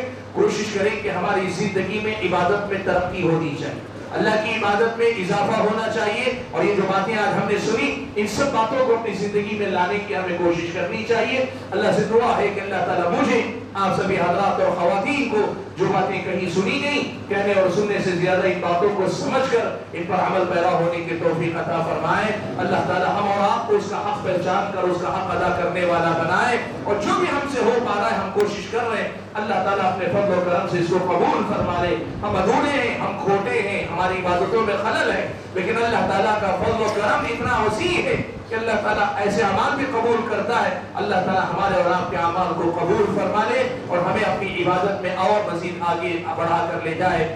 آمین و آخر دعوانا الحمدللہ رب العالمین۔ حاضرین گرامی، مجھے آج آپ کے شہر میں حاضر ہونے کے لیے ہمارے جن بھائیوں نے مدعو کیا، جمعیت کے ذمہ داروں کے تعاون کے ساتھ، میں تمام کا شکر گزار ہوں کہ آپ نے مجھے مدعو کر کے اس کا موقع دیا کہ ہمارے بھائیوں اور بہنوں کے سامنے دین کی کچھ باتیں رکھ سکوں۔ میری دعا ہے کہ اللہ تعالیٰ آپ کی محنتوں میں اور زیادہ ترقی عطا فرمائے، اور جو کچھ آپ محنتیں کوششیں کر رہے ہیں اللہ تعالیٰ اسے شرف قبولیت سے نوازے، اور اس کا بدلہ اللہ تعالیٰ دنیا اور آخرت دونوں جگہ آپ سب کو عطا فرمائے۔ آمین و آخر دعوانا الحمدللہ رب العالمین۔ اللہ کی محبت میں ڈوب کر عبادت کی جائے، اور دوسری بات میں نے کہی، امید ہو اور خوف ہو۔ دوسری اور تیسری بات، اللہ تبارک و تعالیٰ سے امیدیں ہوں اور اللہ تبارک و تعالیٰ کا ڈر بھی ہو۔ بھائیو، ایک بات یاد رکھو، دنیا میں عام طور پر ایک مسئلہ دنیا کا ایسا ہے، انسان جس سے محبت کرتا ہے نا، تھوڑی بہت اس کے مقابلے سامنے سرکشی بھی آ جاتی، وہ محبت میں، لاڑ میں، پیار میں ذرا بے قابو ہو جاتا ہے۔ دنیا کی ہر محبت ایسی ہو سکتی ہے، یہ اللہ تعالیٰ کی محبت ہے کہ جتنی محبت بڑھتی ہے اتنا ہی اس کے دل میں خوف بھی پیدا ہوتا ہے۔ جتنا وہ اللہ سے محبت کرتا ہے اللہ سے اتنا ہی ڈرتا بھی۔ اور اللہ سے جتنا ڈرتا ہے نا اتنا ہی زیادہ اللہ ہی سے امید بھی رکھتا ہے. سبحان اللہ. عام طور پہ انسان کیا کرتا ہے, اس سے ڈرتا ہے تو اس کے پاس پناہ لیتا ہے, اس سے ڈرتا ہے تو اس کے پاس پناہ لیتا ہے. اللہ کے نبی نے دعاؤں میں جو کلمات ہم اور آپ کو سکھائے نا, ان میں ایک ادب یہ بھی سکھایا کہ اے میرے رب, میں تجھ سے ڈرتا ہوں تو تیری ہی پناہ میں آتا ہوں. میں ڈرتا تجھی سے ہوں اور پناہ بھی میں تیرے ہی پاس لیتا ہوں. لا منجا منک الا الیک, نجات پانے کے لیے تجھ سے میں تیری ہی طرف آتا ہوں. اللہم انا نعوذ برضاک من سخطک, اور اس دعا کے کلمات میں کہ وبمعافاتک من عقوبتک وبک منک, میں تیری پناہ میں تجھی سے بچنے کے لیے تیری ہی پناہ میں آتا ہوں. میرے بھائیوں, یہ جو کیفیت ہے نا کہ اللہ سے ڈرتے بھی ہیں, اللہ سے امید لگاتے بھی ہیں, یہ دونوں کیفیتیں ساتھ میں چلتی ہیں نا, تو پھر نماز میں دل ایسے لگتا ہے, قرآن کی تلاوت میں ایسے لذت ملتی ہے, سجدے میں وہ مزہ آتا ہے, روزے میں وہ لذت محسوس ہوتی ہے, مال اللہ کے راہ میں لوٹاتے ہوئے وہ سکون ملتا ہے, وہ اطمینان ملتا ہے. ہم نے ابھی تک ان سب کیفیتوں کا تجربہ کیا ہی نہیں. اللہ کی بات, میں آپ کے سامنے جو پہلی بات آپ کے سامنے رکھنا چاہتا ہوں وہ یہی کہ اپنی عبادتوں کو واقعی معنوں میں ایسی روحانیت سے بھری ہوئی عبادتیں بنائی. اللہ کا حق ہے, اللہ کے بندے, تینوں چیزیں ہونی چاہیے. اللہ کی محبت بھی ہو, رجا بھی ہو, خوف بھی ہو, یعنی اللہ کا سے محبت بھی ہو, اللہ ہی سے امید بھی ہو, اللہ ہی کا ڈر بھی ہو, اور بیک وقت تینوں کی تینوں کیفیتیں ہوں. علامہ ابن قیم رحمۃ اللہ علیہ نے لکھا ہے کہ یہ تینوں جذبات کیسے ہیں پتہ ہے, کہتے ہیں کہ یہ تینوں کی مثال ایک پرندے کی ہے کہ پرندے کے ایک سر ہے اور پرندے کے دو پر ہیں. پرندہ جب پرواز کرتا ہے, جب وہ اڑتا ہے, دو پر برابر حرکت کرتے رہے تو اس کی اڑان معتدل رہتی ہے, وہ اڑتا چلا جاتا ہے, اور سر جس طرف گھومتا ہے رخ اس طرف بدلنے لگتا ہے. کہا محبت, خوف اور رجا کی کیفیت یہی ہے کہ محبت سر کا کام کرتی ہے کہ یہ ہماری اور آپ کی عبادتوں کا رخ متعین کرتی ہے, اور خوف اور رجا وہ بیلنس بناتی ہے, وہ اعتدال پیدا کرتی ہے, جس سے ہماری عبادت کی یہ اڑان اپنا سفر جاری رکھے ہوئے ہوتی ہے. میرے بھائیوں, پہلی بات ان یعبدوا, اللہ کی عبادت کرو. عبادت میں پہلی بات ہم اور آپ کو یہ کرنی چاہیے, محبت بھی ہو, خوف بھی ہو, رجا یعنی امید بھی ہو, یہ تینوں چیزیں ہماری اور آپ کی عبادتوں میں ہونی چاہیے. اس کا خیال ہم اور آپ رکھیں. دوسری بات جس کا خیال مجھ کو اور آپ کو رکھنا چاہیے وہ کیا ہے, وہ بات یہ ہے کہ دیکھو عبادت کی کئی قسمیں ہیں. اللہ کے بندوں, ہمیں کئی قسم کی عبادتیں معلوم ہیں, لیکن ہم اور آپ کی زندگی میں دیکھیں, ہم ان میں سے صرف بعض قسم کی عبادتیں کرتے ہیں, بعض قسم کی عبادتوں کی جگہ ہماری زندگی میں نہیں. میں آپ کو مختصراً بتا دیتا ہوں. عبادتوں میں سب سے پہلے نمبر پر میں قلبی عبادتوں کا ذکر کروں گا. دل کی عبادتیں ہیں, یعنی دل سے ہونے والے اعمال ہیں. دل سے ہونے والے اعمال کیا ہیں؟ یہ وہ نہیں جو سلسلے والے کہتے ہیں دل کی نماز پڑھنا ہے, دل کا روزہ رکھنا, یہ اس کا تذکرہ نہیں ہو رہا ہے. کچھ عبادتیں ہیں جو انسان اپنے قلب سے, اپنے دل سے انجام دیتا ہے. وہ کیا عبادتیں؟ یہی محبت, اللہ تعالیٰ کی عبادت, یعنی کسی مخصوص عبادت سے باہر بھی اللہ تعالیٰ کی محبت کو اپنے دل میں بسائے رکھے. اللہ تعالیٰ کا خوف, اللہ تعالیٰ کی خشیت, اللہ تعالیٰ کی طرف انابت, یعنی اللہ کی طرف لوٹنے پلٹنے کی کیفیت اپنے دل میں ہمیشہ زندگی میں زندہ رکھے رہنا. ہمیشہ اللہ تبارک و تعالیٰ کے بارے میں سوچتے رہنا, اللہ تعالیٰ کی یاد کرتے رہنا. یہ جو چیزیں, یہ دل کی بہت ساری عبادتیں. اعمال القلوب, قلبی اعمال کی ایک لمبی فہرست ہے. ہماری اور آپ کی زندگی میں عبادتوں کی ایک قسم قلبی عبادتوں کی. دوسری عبادت قولی عبادتیں, جن کو ہم اپنی زبان سے ادا کرتے ہیں. اور زبان سے کیا ادا کرتے ہیں؟ ابتداءً کلمہ لا الہ الا اللہ کا اقرار ہے, اور وہاں سے سلسلہ شروع ہوتا ہے تو ہم قرآن کی تلاوت کرتے ہیں, اللہ تعالیٰ کے حمد و ثنا بیان کرتے ہیں, ہم اللہ کے نبی صلی اللہ علیہ وسلم پہ درود بھیجتے ہیں جو نبی کا حق ہے اور اللہ کی عبادت ہے. اللہ کے نبی پہ درود بھیجتے ہیں, اور اس کے ساتھ ساتھ مختلف دعاؤں کا اہتمام کرتے ہیں, اور ہم اور آپ علم سکھاتے ہیں, علم سیکھتے ہیں. قولی عبادتیں, قولی عبادتوں کی ایک لمبی فہرست. اس کے بعد تیسرے نمبر پہ آتے ہیں فعلی عبادتیں, یعنی ہم اور آپ اپنے اعضاء و جوارح سے جو عام عبادتیں کرتے ہیں وہ عبادتیں. کچھ عبادتیں وہ جن میں ہمارا اور آپ کا, اور فعلی عبادتیں بھی پھر دو قسموں میں اہل علم نے بانٹی. کہا کچھ عبادتیں وہ ہیں جو خالص بدنی عبادتیں، کچھ عبادتیں وہ جو خالص بدنی عبادتیں یعنی جسمانی عبادتیں، اور کچھ عبادتیں وہ ہیں جو مالی عبادتیں۔ بدنی عبادتیں کیا ہے؟ کہاں نماز بدنی عبادت ہے، روزہ بدنی جسمانی عبادت ہے، اور اس کے مقابلے میں زکوٰۃ دینا، صدقہ و خیرات کرنا یہ مالی عبادت ہے۔ اور کچھ عبادتیں ایسی ہیں جو بدنی مالی اور بدنی دونوں یعنی جسمانی اور مالی دونوں قسم کی، جیسے حج بیت اللہ، اس میں آپ کا پیسہ بھی لگتا ہے، آپ کا جسم بھی لگتا ہے۔ ہماری زندگی میں یہ ہونا چاہیے کہ ہم فعلی عبادتوں میں جسمانی عبادتوں کا بھی اہتمام کریں، اور ہم اپنی زندگی کے اندر مالی عبادتوں کا بھی اہتمام کریں۔ معاف کریں، ہماری اور آپ کی زندگی کی سچائی کیا ہے معلوم آپ کو؟ ہم عبادت کرتے ہیں، لیکن عبادتوں کے سلسلے میں دیکھیے دو باتوں کو یاد رکھیے۔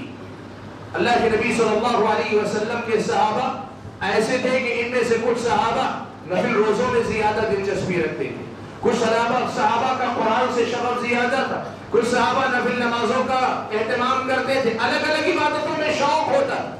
لیکن میرے بھائیوں جو بات یاد رکھنی چاہیے، یقیناً ہم ان میں سے کچھ عبادتوں کا زیادہ اہتمام کر پاتے ہوں گے، کچھ عبادتوں کا کم کر پاتے ہوں گے، لیکن جو پیغام مجھے دینا ہے وہ یہ کہ یہ جو عبادتوں کی الگ الگ قسمیں ہیں نا، ہر قسم کی عبادت ہماری اور آپ کی زندگی میں ہونی چاہیے، ہر قسم کی عبادت ہونی چاہیے۔ ہم قلبی عبادتیں بھی کریں، قولی عبادتیں بھی کریں، فعلی عبادتوں میں سے جسمانی عبادتیں بھی کریں، مالی عبادتیں بھی کریں، اور یاد رکھیں ان سب کے کرنے کے لیے اصل میں وہی عبادت کا شوق ہونا چاہیے۔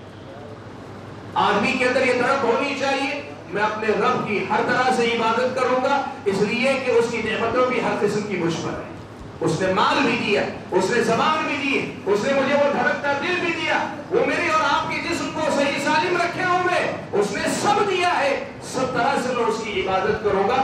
یہ ہماری اور آپ کی زندگی کے اندر ہونا چاہیے، ہر قسم کی عبادت کریں۔ ہو سکتا ہے اللہ نے کسی کو مال زیادہ وہ مالی عبادت زیادہ کرتا ہو، کسی کو اللہ تعالیٰ نے جسم زیادہ صحیح سالم دیا، وہ روزے زیادہ رکھتا ہوگا، قیام زیادہ کرتا ہوگا، لیکن ایسا نہیں ہونا چاہیے کہ کچھ عبادتیں جو کریں کچھ عبادتیں زندگی میں کبھی نہ کریں۔ ایسی غلطی ہم اور آپ کو نہیں کرنی چاہیے، ہر طرح کی عبادت ہم اور آپ کو کرنے کی کوشش کرنی چاہیے۔ میرے بھائیوں، عبادت اللہ تعالیٰ کی اللہ کا حق ہے، لیکن اس عبادت کو انجام دینے کے سلسلے میں ایک اور مسئلہ بھی ہم اور آپ یاد رکھیں۔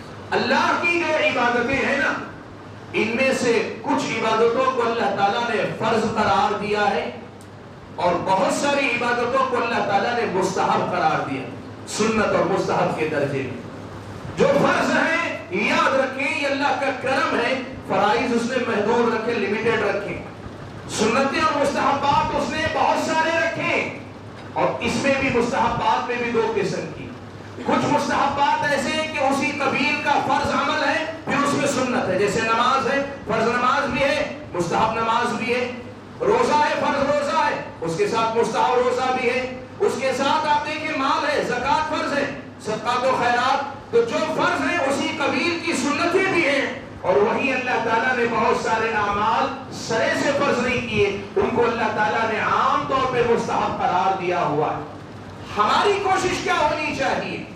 فرائض کی ادائیگی پابندی ہی کے درجے میں نہیں، اس سے آگے بڑھ کر مستحبات میں اعلیٰ سے اعلیٰ مقام تک ہم پہنچیں، اللہ کی عبادت اس درجے میں کریں کہ صرف فرائض پہ بس نہ کریں، فرائض کے ساتھ سنتوں کا، مستحبات کا کثرت سے اہتمام کریں۔ سبحان اللہ، آپ کو معلوم ہے پیارے نبی صلی اللہ علیہ وسلم نے جو باتیں ہم اور آپ کو بتائی نا، ان میں ہمیں یہ معلوم ہوتا ہے کہ نبی علیہ السلام نے یہ بات ہمیں صاف طور پہ بتائی ہے، جنت میں داخلہ تو اللہ کے فضل و کرم سے ہو جائے گا، اللہ اپنے فضل و کرم سے داخل کرے گا، لیکن جو مستحبات ہوں گی، جو سنتیں ہوں گی، یہ سنتیں ہمارے فرائض کی کمی کو پوری کریں گی، اور فرائض کی کمی کو پورا کرنے کے بعد جنت میں اعلیٰ سے اعلیٰ مقام تک لے جانے کا سبب بنے گی، ہمارے اور آپ کے گناہوں کا کفارہ بنے گی، ہمارے اور آپ کے لیے مزید نیکیوں کی توفیق کا سبب بنے گی۔ بہت سارے فائدے ان سنتوں کے ہماری اور آپ کی زندگی میں۔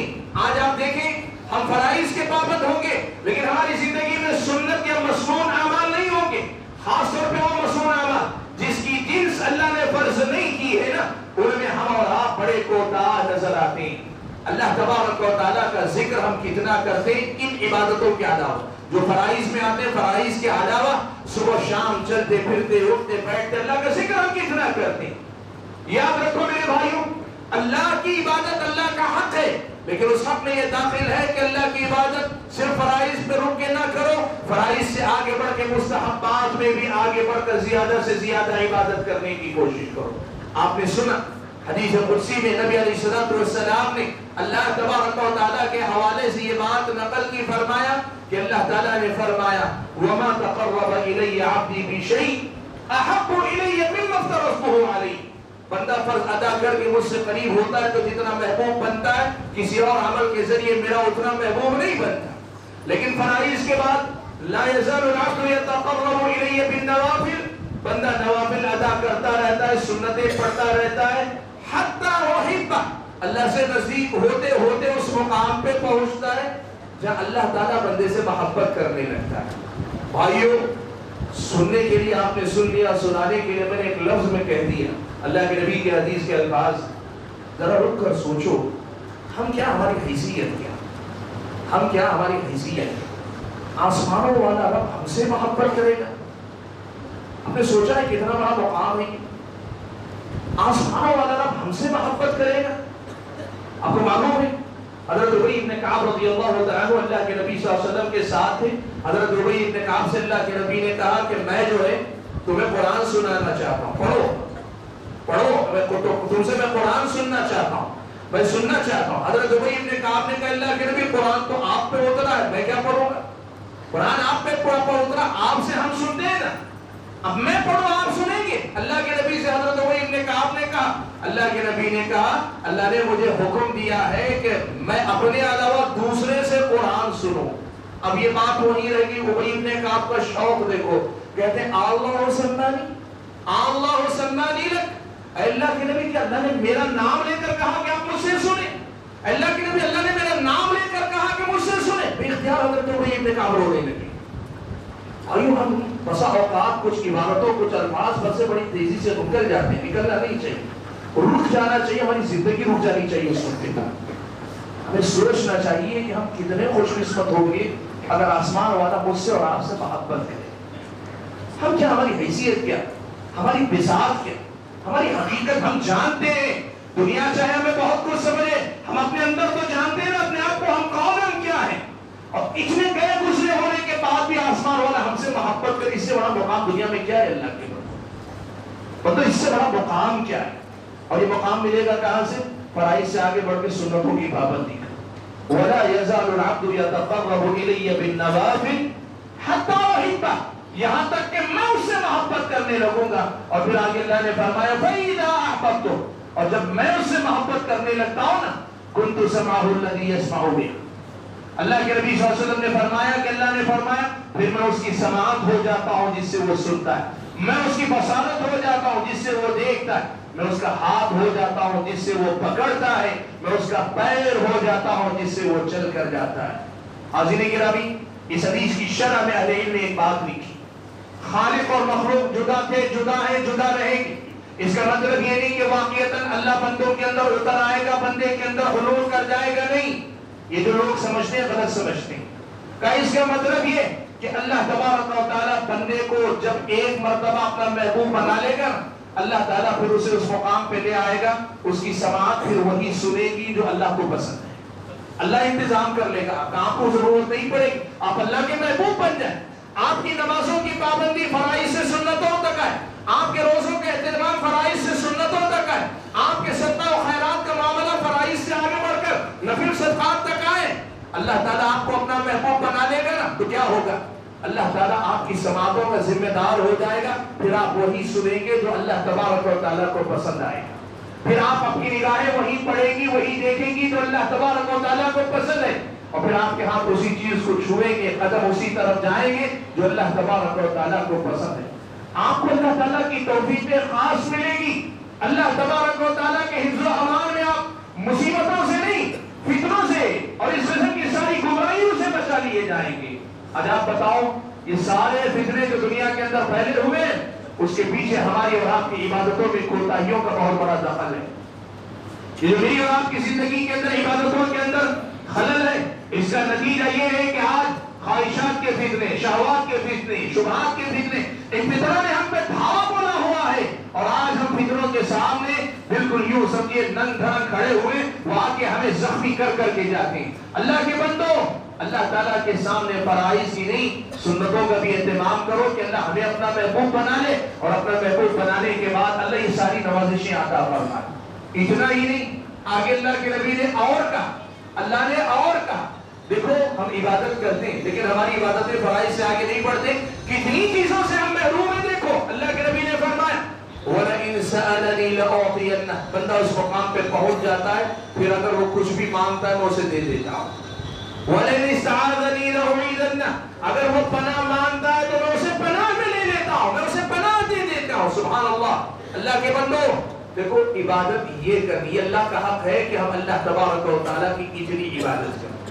اچھا اگلی بات، اللہ تعالیٰ کی عبادت اللہ کا حق ہے، اس میں عبادت میں یہ بات بھی یاد رہے، عبادت کتنی کرے، کب تک کرے۔ اللہ نے فرمایا وَاعْبُدْ رَبَّكَ حَتَّى يَأْتِيَكَ الْيَقِينُ، اپنے رب کی عبادت کرو یہاں تک کہ تمہیں موت آ جائے۔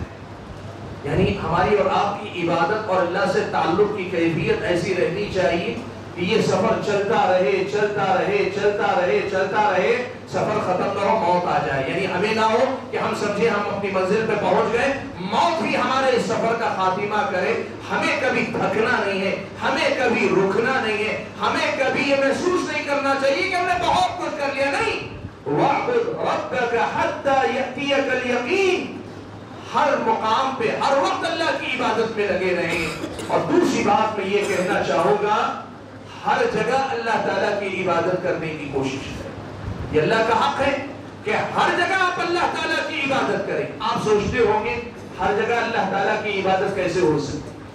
میں اگلے نقطے میں آپ کو بتاؤں گا وہ بات، لیکن یہ بات یاد رکھیں ہر جگہ اللہ تعالیٰ کی آپ عبادت کر سکتے ہیں، اور آپ کو اور مجھ کو ہر جگہ عبادت کرنی چاہیے۔ پیارے نبی صلی اللہ علیہ وسلم نے اسی بات کو سمجھاتے ہوئے کہا اتق اللہ حیثما کنت، تم جہاں کہیں رہو اللہ کا تقوی اختیار۔ یہ اللہ کا تقوی اللہ کی عبادت ہے، اللہ کے بس جہاں کہیں رہو تقوی والی زندگی گزارو۔ میرے بھائیوں، میں نے کہا اس حدیث میں اللہ تعالیٰ نے جو حق بتا، اللہ کے نبی نے جو بتایا، حق اللہ ان یعبدوہ، حق اللہ علی العباد ان یعبدوہ، اللہ کا بندوں پر حق یہ ہے کہ وہ اللہ کی عبادت کریں۔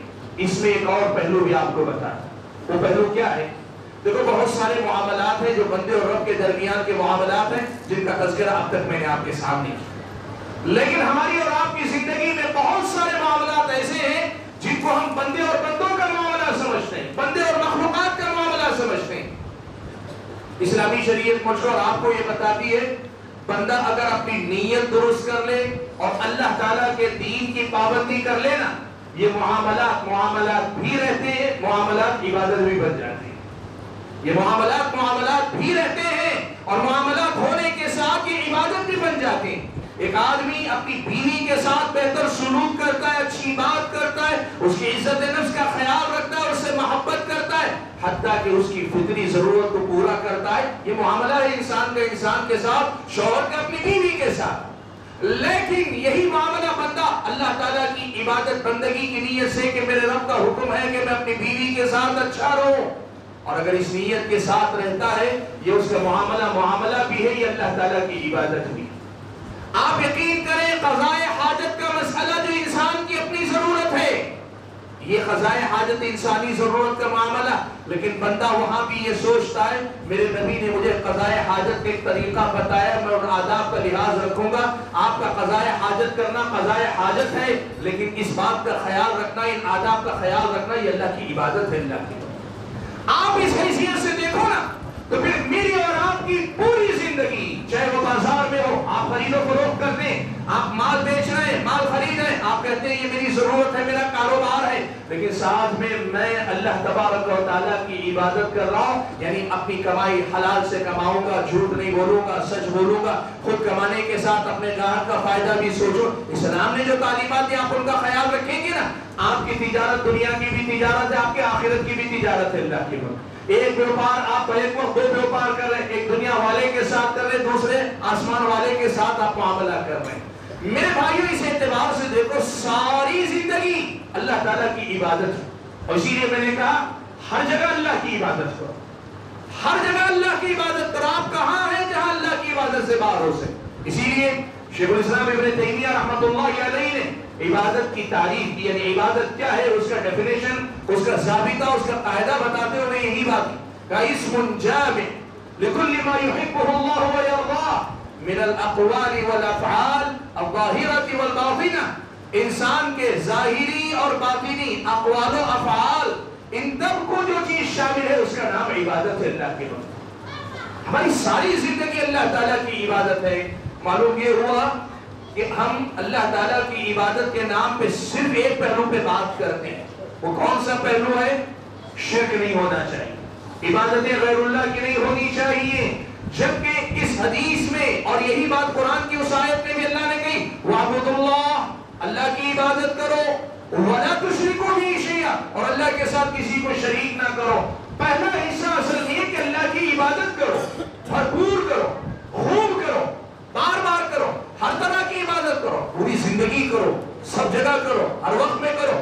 یہ عبادت اصل میں ہماری زندگی میں ابھی جگہ نہیں بنا سکی اللہ کی، اسی لیے یاد رکھنا توحید بھی اپنے کمال پہ اس وقت پہنچتی ہے جب بندہ عبادتوں کو بھی اپنے ساتھ لے کر چلتا ہے، عبادتوں کو برائے نام دو چار عبادتیں منتخب کر لے، صرف فرائض پہ رک جائے اور یہ ساری عبادت کے میدانوں کو بھول جائے، اس آدمی کی توحید اپنے کمال کو نہیں پہنچتی، ابھی اس کے اندر عملاً اللہ کی عبادت کے ناحیے سے کمی ہے، کمزوری ہے۔ یہ بات بندے کو یاد رکھنی چاہیے۔ بھائیو حدیث میں اللہ کے نبی نے جو بات کہی اَن یعبدوا وَلَا يُشْرِكُوا بِهِ شَيْئًا، اللہ کے ساتھ کسی کو شریک نہ ٹھہرانا۔ دوسری بات جو ہے اللہ تعالیٰ کے حق کے سلسلے میں کہی وہ یہ کہ اللہ کی عبادت میں کسی کو شریک نہ کریں۔ بھائیو میں اس پہلو پہ زیادہ نہیں بولوں گا، وجہ یہ ہے کہ اس پہلو پہ ہماری بات ہوتی رہتی، ہم توحید پر بات کرتے ہیں، لیکن صرف موضوع کو مکمل کرنے کے لیے دو باتیں صرف رکھ دیتے ہیں۔ اللہ تبارک و تعالیٰ کی عبادت میں شریک نہ ٹھہراؤ، کسی کو شرک نہ کرو، یہ دو درجوں میں ہو سکتا ہے۔ پہلا درجہ یہ کہ اس بندے میں اللہ ہی کی عبادت کرے لیکن اللہ کے ساتھ مخلص نہ رہے، اللہ ہی کی عبادت کر رہا ہے لیکن اس میں اخلاص باقی نہیں، نماز اللہ ہی کے لیے پڑھ رہا ہے لیکن اس میں پھر ریاکاری داخل کر رہا ہے، غیر اللہ کی عبادت کے لیے غیر اللہ کے سامنے نہیں جا رہا ہے، اللہ کے لیے کر رہا ہے لیکن اس میں مخلص نہیں ہے بندہ۔ اسلامی شریعت کی نظر میں یہ شرک اصغر ہے، یہ شرک اصغر ہے کہ بندہ اللہ کی لیے عبادت کرے لیکن خالص نہ رکھے اس کو، اس میں دوسری چیزیں داخل کر لے، شہرت، ناموری، دنیا داری، دنیاوی مقاصد، یہ ساری چیزیں داخل کر لے۔ اسلام آپ کو بتاتا ہے عبادت اللہ کے لیے خالص ہونی چاہیے، عبادت اللہ تعالیٰ کے لیے خالص ہونی چاہیے۔ اور خالص کیسے ہوتی ہے عبادت؟ قرآن مجید کی ایک آیت میں اللہ نے خلوص کی بڑی پیاری مثال دی اللہ کے بندے، اس مثال سے ہم اپنی عبادتوں کو خالص کرنے کا سلیقہ سیکھ سکتے ہیں۔ اللہ نے فرمایا وَإِنَّ لَكُمْ فِي الْأَنْعَامِ لَعِبْرَةً نُسْقِيكُم مِّمَّا فِي بُطُونِهِ مِن بَيْنِ فَرْثٍ وَدَمٍ لَبَنًا خَالِصًا، اللہ نے کہا چوپایوں میں بھی تمہارے لیے بڑا عبرت کا سامان۔ عبرت کیا ہے؟ ہم اس کے پیٹ میں سے ہم تمہیں وہ چیز پلاتے ہیں، کس میں سے؟ مِن بَيْنِ فَرْثٍ وَدَمٍ، گوبر اور خون کے درمیان سے نکال کر خالص دودھ پلاتی، جانور کے پیٹ سے نکل کر آنے والا یہ دودھ، جانور سے ملنے والا یہ دودھ اتنا سفید ہوتا ہے کہ نہ اس میں گوبر کا رنگ ہوتا ہے، نہ خون کی کوئی آمیزش ہوتی ہے، اور نہ گوبر کی بدبو ہوتی ہے، نہ خون کی بو اس کے اندر آپ کو ملتی ہے۔ گوبر اور خون کے درمیان ہی سے نکال کر اللہ اسے لاتا ہے، لیکن اس سب کے باوجود اللہ تعالیٰ اسے ایک دم خالص آپ کو دیتا ہے۔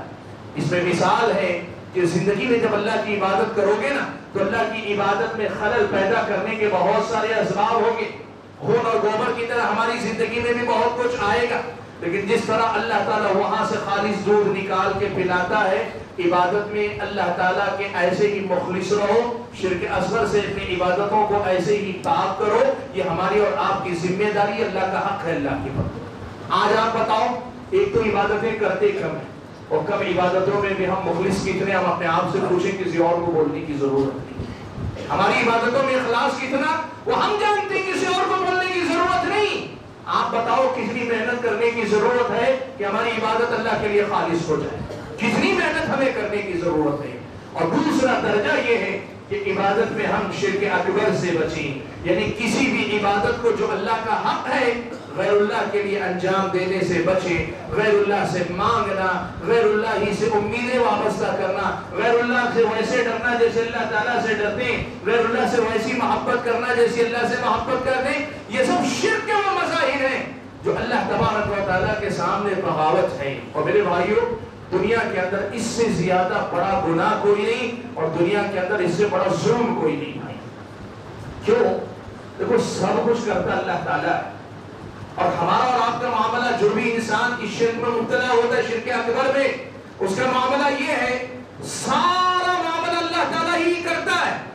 یہ بندہ اتنا جو ہے ظالم ہے کہ اسی کی ایک حقیر سے مخلوق کو لے جا کر اللہ کے برابر ٹھہراتا ہے۔ اب اس سے بڑی بغاوت کیا ہوگی؟ اس سے بڑی بغاوت کیا ہوگی کہ جو سب کچھ کرتا ہے اس رب کے ساتھ اسی کی مخلوقات میں سے ایک مخلوق کو لے جا کر اس کے برابر کا ٹھہرا دیتا ہے۔ اس سے بڑی بغاوت کیا ہوگی؟ پیارے نبی صلی اللہ علیہ وسلم نے بیان فرمایا، آپ صلی اللہ علیہ وسلم نے یہ کہا، صحیح مسلم کی روایت ہے، فرمایا آپ نے کہ ما احد اصبر علی الاذى يسمعه من اللہ، کوئی بھی جو تکلیف دہ بات سن کر صبر کرتا ہے نا، تکلیف دہ بات کو سن کر صبر کرنے والوں میں اللہ سے زیادہ صبر کرنے والا کوئی نہیں، اللہ سے زیادہ صبر کرنے والا کوئی نہیں۔ جو کسی بھی ناپسندیدہ بات کو سن کر صبر کرتا ہے نا، اللہ سے زیادہ صبر کرنے والا کوئی نہیں۔ کیوں؟ اللہ کے نبی نے آگے بیان فرمایا، کہا یجعلون لہ ندا، اللہ کے ساتھ شریک ٹھہراتے ہیں اور اس کے لیے اولاد ہونے کے دعوے دار کہ اللہ کے بھی بیٹے ہیں، اس کے باوجود اللہ تعالیٰ ان کو معاف کرتا ہے اور ان کو رزق عطا کرتا ہے۔ اللہ سے زیادہ صبر کرنے والا کوئی نہیں کہ اللہ تبارک و تعالیٰ انسانوں کی اتنی بغاوتوں کے باوجود بھی ان کو کھلاتا ہے، پلاتا ہے، نوازتا ہے۔ اللہ کے بندو، اسی لیے اس گناہ کو سب سے بڑا گناہ قرار دیا، ان الشرک لظلم عظیم، شرک بہت بڑا ظلم ہے، شرک بہت بڑا گناہ ہے۔ اور اللہ نے فرمایا ان اللہ لا یغفر ان یشرک بہ، اللہ تعالیٰ اس بات کو معاف نہیں کرتا کہ اس کے ساتھ شرک کیا جائے۔ اسی لیے یاد رکھو بھائیو، یہ اللہ کا حق ہے کہ اللہ تعالیٰ کی توحید کی حفاظت کرو، صرف اسی کی عبادت کرو، غیر اللہ کو، چاہے وہ کوئی بھی ہو، وہ انبیاء علیہ السلام ہو، وہ پیارے نبی صلی اللہ علیہ وسلم، وہ اولیاء کرام ہو، یا اللہ تعالیٰ کے نیک فرشتے ہو، یا دنیا کی کوئی بھی مخلوق ہو، ان میں سے سب کے مقامات اپنی جگہ پہ سب سر تسلیم، مطلب سب مسلم ہیں، لیکن ان میں سے کوئی ایسے نہیں ہے کہ اللہ تبارک و تعالیٰ کے حقوق میں سے کوئی چھوٹی سی چھوٹی بات بھی ان میں سے کسی کے لیے کی جائے۔ اتنی سی بات ہے، یہ اللہ تعالیٰ کا حق ہے۔ اللہ کے بندو، اللہ کو اس کا حق دینے کی کوشش کرو۔ جس نے تمہیں پیدا کیا، جو تمہارے سارے معاملات کرتا ہے، کیا اس کا حق ادا نہیں کر پاؤ گے؟ حاضرین گرامی، مجھے زیادہ کچھ نہیں کہنا، یہی پیغام اصل میں دینا ہے کہ اللہ تبارک و تعالیٰ نے ہم اور آپ کو اپنے حق کے طور پہ کیا کرنے کا حکم دیا۔ یہ باتیں جو میں نے آپ کے سامنے رکھی، اللہ تعالیٰ کے حق کا تعارف ہے۔ جو حدیث میں نے آپ کے سامنے پڑھی، جس سے گفتگو کا آغاز کیا، اس حدیث میں ایک اور بات ہے، اس میں اپنی بات ختم کر لوں۔ دیکھیں، یہ حدیث اللہ تعالیٰ کا حق بھی بتاتی ہے اور اللہ تبارک و تعالیٰ کے اس حق کا ثواب اور اس کا بدلہ بھی بتاتی ہے۔ اللہ تعالیٰ کا حق اگر کوئی بندہ کما حق کو ادا کر دینا، جو بندہ اللہ تعالیٰ کا حق ادا کر دے، جیسے میں نے ذکر کیا نا، یہ سارا اللہ کا حق ہے۔ کوئی بندہ اگر اس طرح اللہ تعالیٰ کا حق ادا کر دے گا نا، تو پھر اللہ تعالیٰ کی طرف سے یہ خوشخبری ہے، سن لو، اللہ یعذب من لا یشرک بہ شیئا، جو اللہ تعالیٰ کے ساتھ شرک نہ کرے، اللہ تعالیٰ اسے عذاب نہیں دے گا۔ اللہ کا حق ادا کرنے والے بن جاؤ، اللہ تعالیٰ کے فضل و کرم سے اللہ تعالیٰ آپ کو عذاب سے بچا لے گا، جہنم سے بچا لے گا، جہنم کے آگ سے بچا لے گا، اور جہنم کے طرح طرح کے عذاب سے اللہ تعالیٰ ہم اور آپ کو بچا لے گا۔ حاضرین گرامی، میں زیادہ کچھ نہیں کہنا چاہتا۔ آج کی اس مجلس میں نے جس بات کی کوشش کی وہ بس یہی کہ ہم اور آپ اللہ تعالیٰ کے بندے اور اللہ کی بندگی کرتے ہیں، اللہ کی عبادت کرتے ہیں، لیکن ہماری عبادتوں کا سفر ابھی ادھورا ہے۔ ابھی ہمیں اپنی عبادتوں کے سلسلے میں بہت کچھ کرنے کی ضرورت ہے۔ آج ہم یہ بات سیکھ رہے ہیں، ان باتوں کی اور تفصیلات ہو سکتی جو علم آپ کے سامنے رکھیں گے۔ کوشش کریں کہ ہماری زندگی میں عبادت میں ترقی ہونی چاہیے، اللہ کی عبادت میں اضافہ ہونا چاہیے، اور یہ جو باتیں آج ہم نے سنی، ان سب باتوں کو اپنی زندگی میں لانے کی ہمیں کوشش کرنی چاہیے۔ اللہ سے دعا ہے کہ اللہ تعالیٰ مجھے आप सभी हज़रात और ख़वातीन को जो बातें कहीं सुनी गई, कहने और सुनने से ज्यादा इन बातों को समझकर इन पर अमल पैरा होने की तौफीक अता फरमाए। अल्लाह ताला हम और आपको उसका हक पहचान कर उसका हक अदा करने वाला बनाए, और जो भी हमसे हो पा रहा है, हम कोशिश कर रहे हैं, अल्लाह ताला अपने फज़ल और करम से इसको कबूल फरमा ले। हम अधूरे हैं, हम खोटे हैं, हमारी इबादतों में खलल है, लेकिन अल्लाह ताला का फज़ल और करम इतना वसी है कि अल्लाह ताला ऐसे अमाल भी कबूल करता है। अल्लाह ताला हमारे और आपके अमाल को कबूल फरमा ले और हमें अपनी इबादत में और मज़ीद आगे बढ़ा कर ले जाए। आमीन व आखिरु दअवाना अल्हम्दुलिल्लाहि रब्बिल आलमीन। हाज़िरीन गिरामी, मुझे आज आपके शहर में हाजिर होने के लिए हमारे जिन भाइयों ने मदद किया, जमीयत के जिम्मेदारों के ताउन के साथ मैं तमाम का शुक्रगुजार हूँ कि आपने मुझे मदद करके इसका मौका दिया कि हमारे भाइयों और बहनों के सामने दीन की कुछ बातें रख सकूं। मेरी दुआ है कि अल्लाह ताला आपकी मेहनतों में और ज्यादा तरक्की अता फरमाए, और जो कुछ आप मेहनतें कोशिशें कर रहे हैं, अल्लाह ताला इसे शरफ कबूलियत से नवाजे, और इसका बदला अल्लाह ताला दुनिया और आखिरत दोनों जगह आप सबको अता फरमाए। आमीन व आखिरु दअवाना अल्हम्दुलिल्लाहि रब्बिल आलमीन।